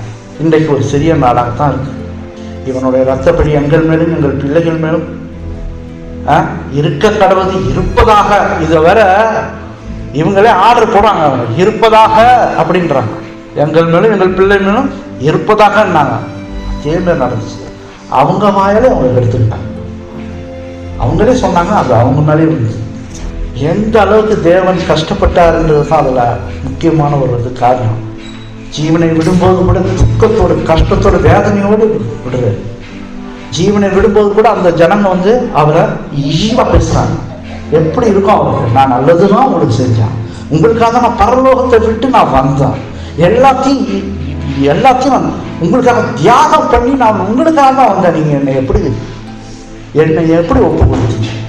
என்னை எப்படி மரணத்துக்கு ஒப்பு கொடுத்தீங்க? உங்கள் தகாத வார்த்தைகளால் என்னை எப்படி துக்கப்படுத்துனீங்க? அது இன்றைய வரைக்கும் நாம் அதை நினைத்து பார்த்து, ஆண்டவர் எனக்காக என்னென்ன செய்தார், நான் அவருக்காக நான் என்ன செய்வேன். அவர் கேட்கறது என்ன? நம்ம உன் இதயத்தை தாங்கன்னா கேட்கறத தவிர வேறு எதுவுமே கேட்கல. அதைத்தான் ஆண்டவர் நம்ம இடத்துல கேட்கிற ஒரே காரியமாக. அப்போ கடைசியாக ஆண்டவர் சொல்றாரு, எல்லாம் முடிந்தது. அதில் சில இடத்துல முடிந்ததுன்னு போட்டு, சில இடத்துல எல்லாம் முடிந்தது அப்படின்ட்டு சொன்னதாக சொல்லப்படுது. எல்லாம் முடிந்தது என்று சத்தமிட்டு ஜீவனை விட்டார்னு போடுறது. கொஞ்சம் சத்தம் போட்டு ஜீவனை விட்டார். அப்ப இந்த வார்த்தையை தேவதூதர்கள் கேட்ட போது சந்தோஷப்பட்டார். ஏன் சந்தோஷப்பட்டார்கள்? அவரு ஜனங்களை மீட்பதற்காக, ரட்சிப்பதற்காக வந்த வேலை சரியாக முடிந்தது. ஆனால் தான் அவரே சொல்லிட்டாரு, எல்லாம் முடிந்தது. அப்ப இந்த ரட்சிப்பின் திட்டம் நிறைவேறியது. அதான் நம்ம சொல்ல போகிறது, ரட்சிப்பின் திட்டம் நிறைவேறியது வெற்றிகரமாக. அந்த சராசரம் முழுவதும் சந்தோஷம் உண்டாயிடுச்சு. அந்த சராசரத்தில் முழுவதும் உள்ள தேவதூதர்களும் சரி, அங்குள்ள பரிசுத்தவான்களும் சரி, எல்லாருக்கும் சந்தோஷம் உண்டாயிட்டு.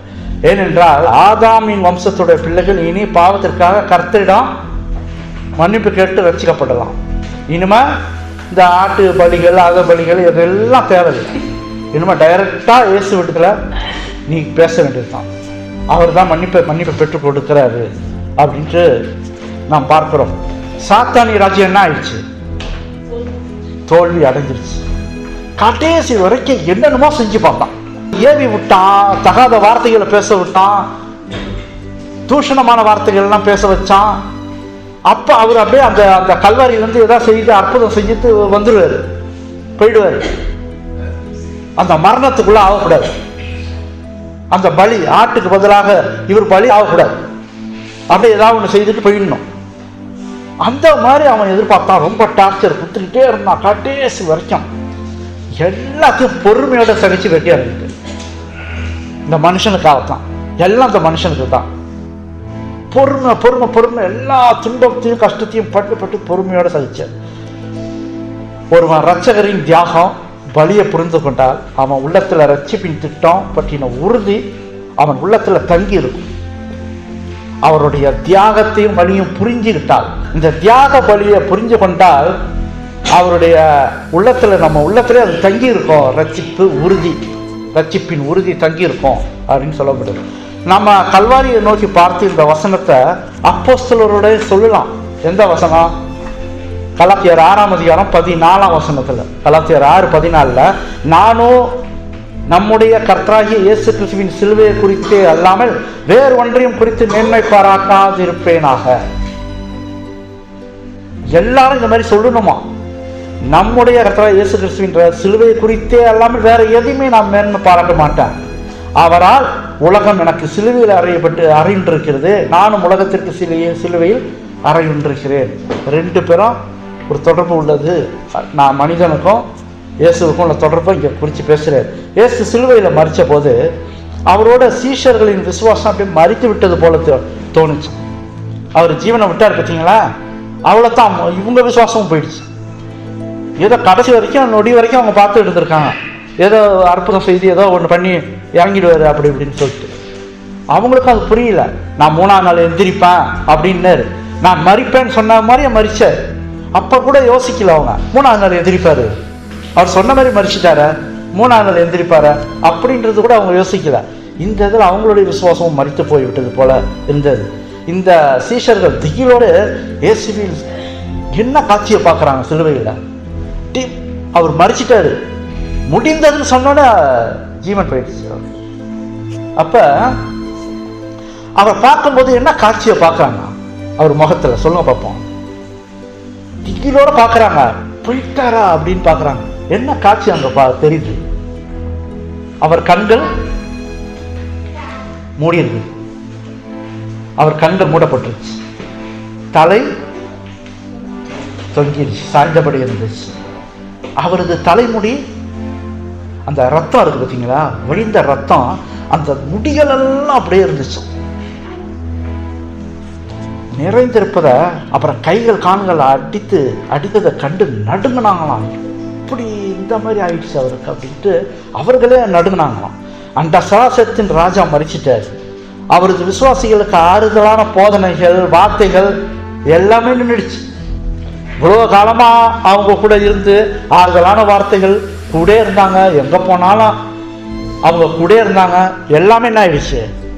ஸ்டாப் ஆயிடுச்சு, முடிஞ்சிடுச்சு எல்லாம். தேவதூதர்களுக்கும் அவருக்கு சேவை செய்தாங்களா இல்லையா? தேவதூதர்களும் கூட இருந்து எத்தனை சேவை செய்திருக்கிறாங்க, அதுவும் ஸ்டாப் ஆயிடுச்சு, எல்லாமே ஸ்டாப் ஆகுது. அப்ப சாயங்காலம் நெருங்குது, மாலை நெருங்குது. கல்வாரியை சுற்றி ஒரு பெரிய அமைதி அப்படியே உண்டாகுது, சைலண்டா இருக்குது. கூட்டமெல்லாம் அப்படியே கலைஞ்சு போகுது. ஏன்னா அவர் தான் அவங்க ஜீவனை உயிரை விட்டுட்டார்ல, கூட்டமெல்லாம் அப்படியே கலைஞ்சு போகுது. அதிக ஜனம் எருசலேமுக்கு வேறு மனசோட திரும்பினாங்க. அவரை கல்வாரிக்கு கொண்டு வரும்போது எந்த மனசோட வந்தாங்க தெரியுது அவங்களுக்கு? ஒரு கூட்டம் சந்தோஷமா இருந்துச்சு, பிடிச்சாச்சு, அவரை கொலை செய்ய போறோம், இதோட முடிஞ்சு போச்சு அவர் கதை அப்படின்னு ஒரு சந்தோஷ கூட்டம் வந்துச்சு. ஆரவாரத்தோட அவரை தூஷிச்சு, அவரை திட்டிக்கிட்டு பல கஷ்டமான வார்த்தைகள் எல்லாம் சொல்லிட்டு வந்துச்சு அந்த கூட்டம். இப்ப எப்படி போகுது? மௌனத்தோட போகுது, பயத்தோட, நடுக்கத்தோட, குழப்பத்தோட போகுது அந்த ஜனம் தங்கள் வீட்டுக்கு. ஏன்? என்ன நடந்தது? அவர் ஜீவனை விடுமா? என்ன நடந்தது? காரிருள், பூமி அதிர்ச்சி, இந்த சம்பவத்தெல்லாம் பார்த்தாங்க. அப்ப அந்த காரிருள் வந்த போது அவங்க ஏதோ பெரிய பாவம் செய்துட்டு தான் உணர்ந்தாங்களாம். அவர் சிலுவையில் தொங்கிட்டு இருக்காரு பார்த்தீங்களா, அந்த காரிருள் இன்னும் போகணும் அப்படியே இருந்ததுன்றாங்க. அப்ப இதை பார்த்த அவர்கள் என்னமோ நம்ம பாவம் செஞ்சிட்டோம், அவருக்கு விரோதமா என்ன பாவம் செஞ்சிட்டோன்ற ஒரு உணர்வு குத்த ஆரம்பிச்சிருக்கோம். அந்த நேரத்துல பரியாசமோ சிரிப்பு சத்தம் ஒண்ணுமே இல்லையா. உயிரை விடுற வரைக்கும் தான் அந்த சிரிப்பு சத்தம், கேலி சத்தம், அவரை தாக்குறது எல்லாம் நடந்துச்சு. ஜீவனை விட்டோன்னா அங்க நடந்த காட்சிகள்லாம் பார்த்தோன்னா மௌனமாயிட்டாங்களாம், எல்லாரும் சைலண்டா ஆயிட்டாங்களாம். எந்த சிரிப்பு சத்தம், கேலி சத்தம் கேட்கவே இல்லை. திரும்பவும் காரிருள் விலகின போது பெரும் குழப்பத்தோடு வீடு திரும்பினார்கள். ரொம்ப குழப்பத்தோட அவர்கள் வீடு திரும்பினார்கள். ஆசாரியர்கள் அவரை குற்றப்படுத்தினது சுத்த பொய் அப்படி சொல்லிட்டு இயேசு உண்மை அல்லவர் என்று அப்ப நம்ப ஆரம்பிச்சிட்டாங்க. எல்லா ஜனங்களும் வீட்டுக்கு போதில்ல, இந்த ஆசாரியர்கள் இவரை குற்றப்படுத்தினாங்களே அதெல்லாம் பொய் அப்படி சொல்லிட்டு இவர்கள் அப்பத்தான் அவர்கள் நம்ப ஆரம்பிச்சாங்க. சில வாரங்களுக்கு பிறகு என்ன ஆயிடுச்சுன்னா, பெந்தகோஸ்தே நாள்ல பேதுரு போதனை பண்ணும்போது என்ன நடந்தது? இவர் உயிரை ஜீவனை விட்ட பிறகு இந்த ஜனங்கள்லாம் சிலுவையில் பார்த்த காட்சியை பார்த்தாங்கல்ல, அதை பார்த்துட்டு திரும்பி வீடு போகும்போது குழப்பத்தோடும் மன பாரத்தோடு போயிருக்கிறாங்க. சில வாரங்களுக்கு பிறகு பேதுரு பிரசவம் பண்ணும்போது என்ன நடந்தது? எத்தனை பேர் ரட்சிக்கப்பட்டாங்க? இந்த காட்சியை பார்த்தவங்க மனசால குத்தப்பட்டு குழப்பத்தோட வீடு போனாங்க பார்த்தீங்களா, அந்த ஜனலாம் மாறிடுச்சு. ஒருத்தவர் பேசுறான், அவருடைய அப்போஸ்தலனே பேசுறான், பரிசுத்தாவியை பெற்றுக்கொண்டு. அதை பெற்றுக்கொண்ட அந்த செய்தியை, இந்த செய்தியும் அவருக்கு நடந்த சம்பவமும் அவங்கள அத்தனை பேரையும் மாத்துனுச்சு. அப்படி என்னவா மாறிட்டாங்க? அவங்க கிறிஸ்தவர்களாயிட்டாங்க, கிறிஸ்துவ ஏற்றுக்கொண்டுட்டாங்க, கிறிஸ்தவர்களா மாறினாங்க. அந்த அவரை என்ன மாதிரி பரியாசம் பண்ணாங்களோ கொண்டாங்களோ அப்படி அவ்வளவு பேர் ரட்சிக்கப்பட்டாங்க. சிலுவைக்கு அருகே ரோம போர் சேவகர்கள் நின்று இருக்கிறாங்க. ரோம போர் சேவகர்கள் அதிகாரிகள்லாம் நிக்கிறாங்க. அவங்களாம் என்ன சொல்றாங்க? இவர் மகா சத்தமா எல்லாம் முடிந்தது சொன்ன பார்த்தீங்களா, எல்லாம் முடிந்ததுன்னு மகா சத்தமா கூப்பிட்ட பார்த்தீங்களா. இங்க என்ன சொல்லப்படுதுன்னா, அந்த சத்தம் இருக்கு பார்த்தீங்களா, எல்லாம் முடிந்ததுன்னு சொல்லும் போது அவர் தெரிஞ்ச ஜீவன் போயிடுச்சு. அந்த வாயில வார்த்தை முடியும் போது டக்குன்னு ஒரு ஜீவன் போனுச்சுன்னு சொல்றாங்க. அந்த நேரத்தில் அது நடந்த ஒரு சம்பவம். அது இந்த மாதிரி ஒரு மரணத்தை அவங்க என்னைக்குமே பார்த்தது இல்லை. என்ன நடந்தது, ஏன் அப்படி பார்த்தது? அவர் சிலுவையில் அறையப்பட்ட போது 3ஆம் மணி வேலை, காலையில் 9 மணிக்கு அவரை சிலுவையில் அறைந்தார். சிலுவையில் அறையப்பட்ட நேரம் 9 மணி. அவரை சுற்றி அந்தகாரம் உண்டானது எத்தனாவது மணி வேலை? 12, மத்தியானம் 12. அப்பதான் அந்தகாரம் உண்டாச்சு. அவர் மரிக்கிற நேரம் எத்தனாவது? 9ஆம் மணி வேலை, அதாவது 3 மணிக்கு. ஒரு சிலுவையில் அறையப்பட்டா அவன் மரிக்கும் வரையும் அவன் சித்திரவதை செய்வாங்க. என்ன சித்திரவதை செய்வாங்க சொல்லுங்க பார்ப்போம். ஒரு குத்துறது, இல்லை காயப்படுத்துறது, ரத்தம் இன்னும் வரணும், சீக்கிரமாக காலியாகணும் ரத்தம், இந்த மாதிரி சில சித்திரவதைகள்லாம் செய்கிறாங்க. அவர் மரிக்க அதிக நேரம் எடுக்குமா. பொருத்தமா மரிக்கும் போது சில நேரத்தில் 2-3 நாள் கூட ஆகுமா, 1 வாரம் கூட ஆகுமா. அந்த சிலுவையில தொங்கிட்டே கிடப்பானா. அவன் சாகுற வரைக்கும் அப்படியே வச்சிருவாங்களாம். சில அதனால தான் என்ன செய்வாங்க, சீக்கிரம் சாகணுன்ட்டு காலை முறிப்பாங்க. எலும்பை முறிச்சுட்டா அந்த வேதனையில அவன் செத்துருவான் அப்படின்ட்டு. அப்ப இந்த மாதிரி சம்பவம்லாம் இருக்குது. இப்ப புரியுதா உங்களுக்கு? ஏன் உங்களுக்கு ஆச்சரியமா இருந்துச்சு இந்த மாதிரி ஒரு மரணத்தை நாங்கள் பார்த்ததே இல்லைன்ட்டு? சீக்கிரமாவே செத்துட்டு, எந்த ஒரு கால் முறிவும் இல்லை, எதுவும் இல்லை. ஒரு மனுஷன் அப்படி சீக்கிரமா சாக மாட்டானா சிலுவையில். சீக்கிரமா சாகணும்னா அவனை காலை எலும்பை முறிச்சிருவாங்க. அந்த காலை எலும்பை முறிக்கலன்னா 1 வாரம் பல நாள் ஆகுமா அவன் சாவறதுக்கு. ஆனா இவர் எப்படி செத்தாரு? பலி செலுத்துகிற நேரம் மதியம் 3. அந்த 3 மணி ஆட்டு பலிக்கு பதிலாக இவர் மரித்தாக வேண்டும். கரெக்டா அந்த பலி நேரத்தில் இவர் உயிரோடு. எல்லாம் திட்டம், தேவனுடைய திட்டம் தான் பக்காவா நடக்குது. இப்படி சிலுவையில் தொங்கி கொண்டிருக்கும் நேரத்தில் மரணம் வரும் வேலையில் எந்த மனிதனுக்கும் பலம் இருக்காது. ஆனா இயேசுவோ அந்த பலத்தோட சத்தமிட்டு சொல்றாருன்னு போட்டிருக்கு. என்ன சொன்னாரு? எல்லாம் முடிந்தது. சத்தமிட்டு பேசினாருன்னு போட்டிருக்கு. எப்படி அந்த பலம் வந்துச்சு? அந்த நேரத்தில் தெளிவா இருந்துச்சு அந்த குரல். அவங்க எழுதுல பார்த்தா மிக தெளிவா இருந்துச்சு அந்த குரல்னு அப்படின்றாங்க. அந்த போர் சேவர்கள் ஆச்சரியப்பட்டாங்களாம். இந்த நொடியில சாவ போற நேரத்துல ஒருத்தவனுக்கு பேச முடியாது, அவனுக்கு குரலே இருக்காதுன்றாங்க.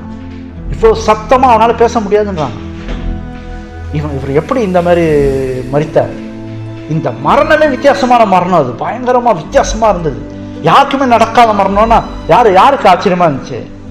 சுத்தி இருந்த போர் சேவகர்களுக்கு ஆச்சரியமா இருந்துச்சான். ஏன் போர் சேவகர்களுக்கு ஆச்சரியமா இருந்துச்சு? அவங்க எத்தனை பேர் சிலுவையில் அரைஞ்சிருப்பாங்க இல்லையா? எத்தனை பேர் சிலுவையில் அரைஞ்சிருப்பாங்க அவங்க, அந்த போர் சேவகர்கள்.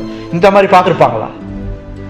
இந்த மாதிரி ஒரு மரணத்தை பார்த்துருப்பாங்களா? எத்தனை கல்லர்கள், எத்தனை கொலைப்பாளர்கள் சிலுவையில் அரைஞ்சிருப்பாங்க. இந்த மாதிரி மரணத்தை அவங்க பார்த்தது. அதனால தான் அவங்க ஆச்சரியப்பட்டாங்க. இந்த மாதிரி மரணத்தை நாங்கள் பார்த்ததே இல்லை அப்படின்ட்டு. அப்ப இதை பார்த்த நூற்றுக்கு அதிபதி என்ன சொன்னான்? அவன் நிற்கிறான் சிலுவைக்கு பக்கத்தில். அவன் ஒரு வார்த்தை சொன்னான். என்ன சொன்னான் தெரியுதா உங்களுக்கு? பைபிள் என்ன இது இருக்குன்னா, மிகவும் பயந்துட்டான். மெய்யாகவே இவர் தேவனுடைய குமாரன் என்றார்கள்னு போட்டிருக்குது. அப்ப நூற்றுக்கு அதிபதி மட்டும் இல்லை, அங்க உள்ள சிப்பாய்கள் எல்லாரும் சேர்ந்து சொல்லியிருக்காங்க, மெய்யாகவே இவர் தேவனுடைய குமாரன். அவர் மரித்த அந்த நேரத்துல 3 பேர் தங்கள் விசுவாசத்தை அறிக்கையிட்டாங்க. நேரத்துல 3 பேர் விசுவாசத்தை அறிக்கையிட்டாங்க. அவர் தேவகுமாரன். யாரு? நூற்றுக்கு அதிபதியை பார்த்தோம். அதுக்கப்புறம் கல்லன் சிலுவையை தூக்கிட்டு வந்தான் பார்த்தீங்களா, அவனை அறிக்கை பண்ணியிருக்கான். அவன் பேர் என்ன? சீரேனே ஊரு சீமோன். அவனை அறிக்கை பண்ணிட்டான். 3 பேர் அறிக்கை பண்ணியிருக்காங்க. கடைசி நேரத்தில் அவர்கிட்ட மன்னிப்பை கேட்டிருக்கான்.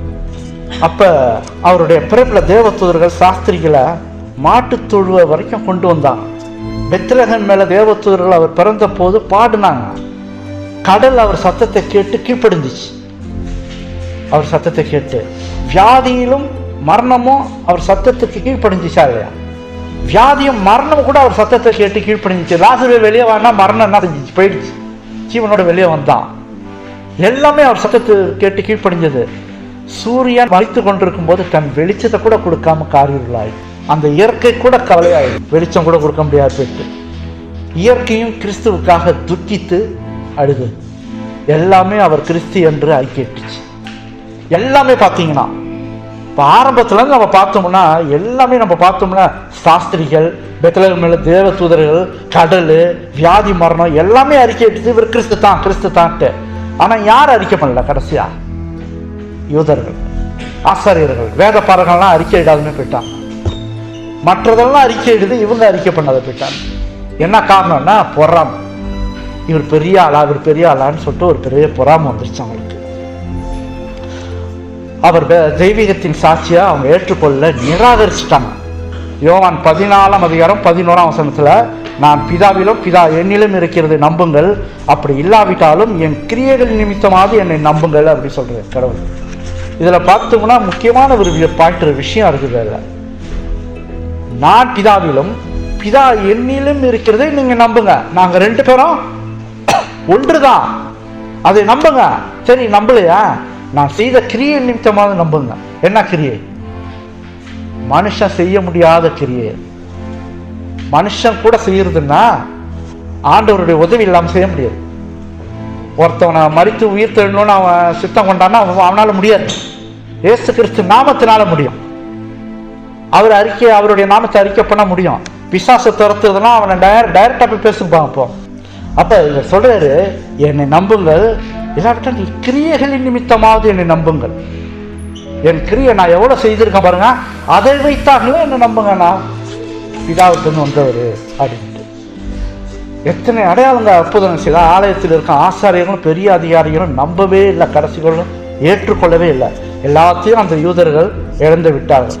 எத்தனை கிருபை அளித்தார், எத்தனை தயவு காட்டினாரு, எத்தனை அற்புத செயல்களை காட்டினாரு. இன்னும் என்னத்தான் அவர் செய்ய முடியும்? அவர் வந்த வேலை முக்கால்வாசி அவர் யாருன்றத காட்டிட்டாரு. இன்னும் என்னத்தான் செய்ய முடியும்? அவங்களுக்காக அவர் மரணத்தைக்குள்ளாக ஆயிட்டாரு. இன்னும் என்னத்தான் செய்ய முடியும்? நமக்காக விளையாடப்பட்ட தன் ரத்தத்தை அவர் சிந்திட்டார். இனிமே நான் என்னுடைய வேலையை நான் செய்துட்டேன், இனிமே உங்க வேலையை நீங்க செய்யணும். அதான் கடவுள் சொல்லுது. நம்ம வேலை என்ன? கடவுளோட இணைந்துரு. அதான் நீ என்னோட இணைந்துரு, உனக்கு எனக்கு உள்ள தொடர்புல இணைந்துரு. உனக்கு வேண்டியதை நான் செய்துட்டேன், இதுக்கு மேல என்னால ஒன்றும் செய்ய முடியாது. என் ஜீவனே உனக்கு கொடுத்துட்டேன். இன்னும் என்ன இருக்கு? என் ரத்தம் எல்லாம் உனக்காக தான் சிந்தப்பட்டுச்சு, என் சரீரம்லாம் பிக்கப்பட்டது உனக்காக தான். இத்தனையும் நான் உனக்காக கொடுத்துட்டேன், நீ எனக்காக என்ன செய்யறன்னு தான் கேட்கிற கடவுள். நீ என்னோட கூட, அவர் போடுற கண்டிஷன் என்னன்னா ஒன்னே ஒன்று தான், நீ என்னோடு கூட பரலோகத்தில் வாழணும்.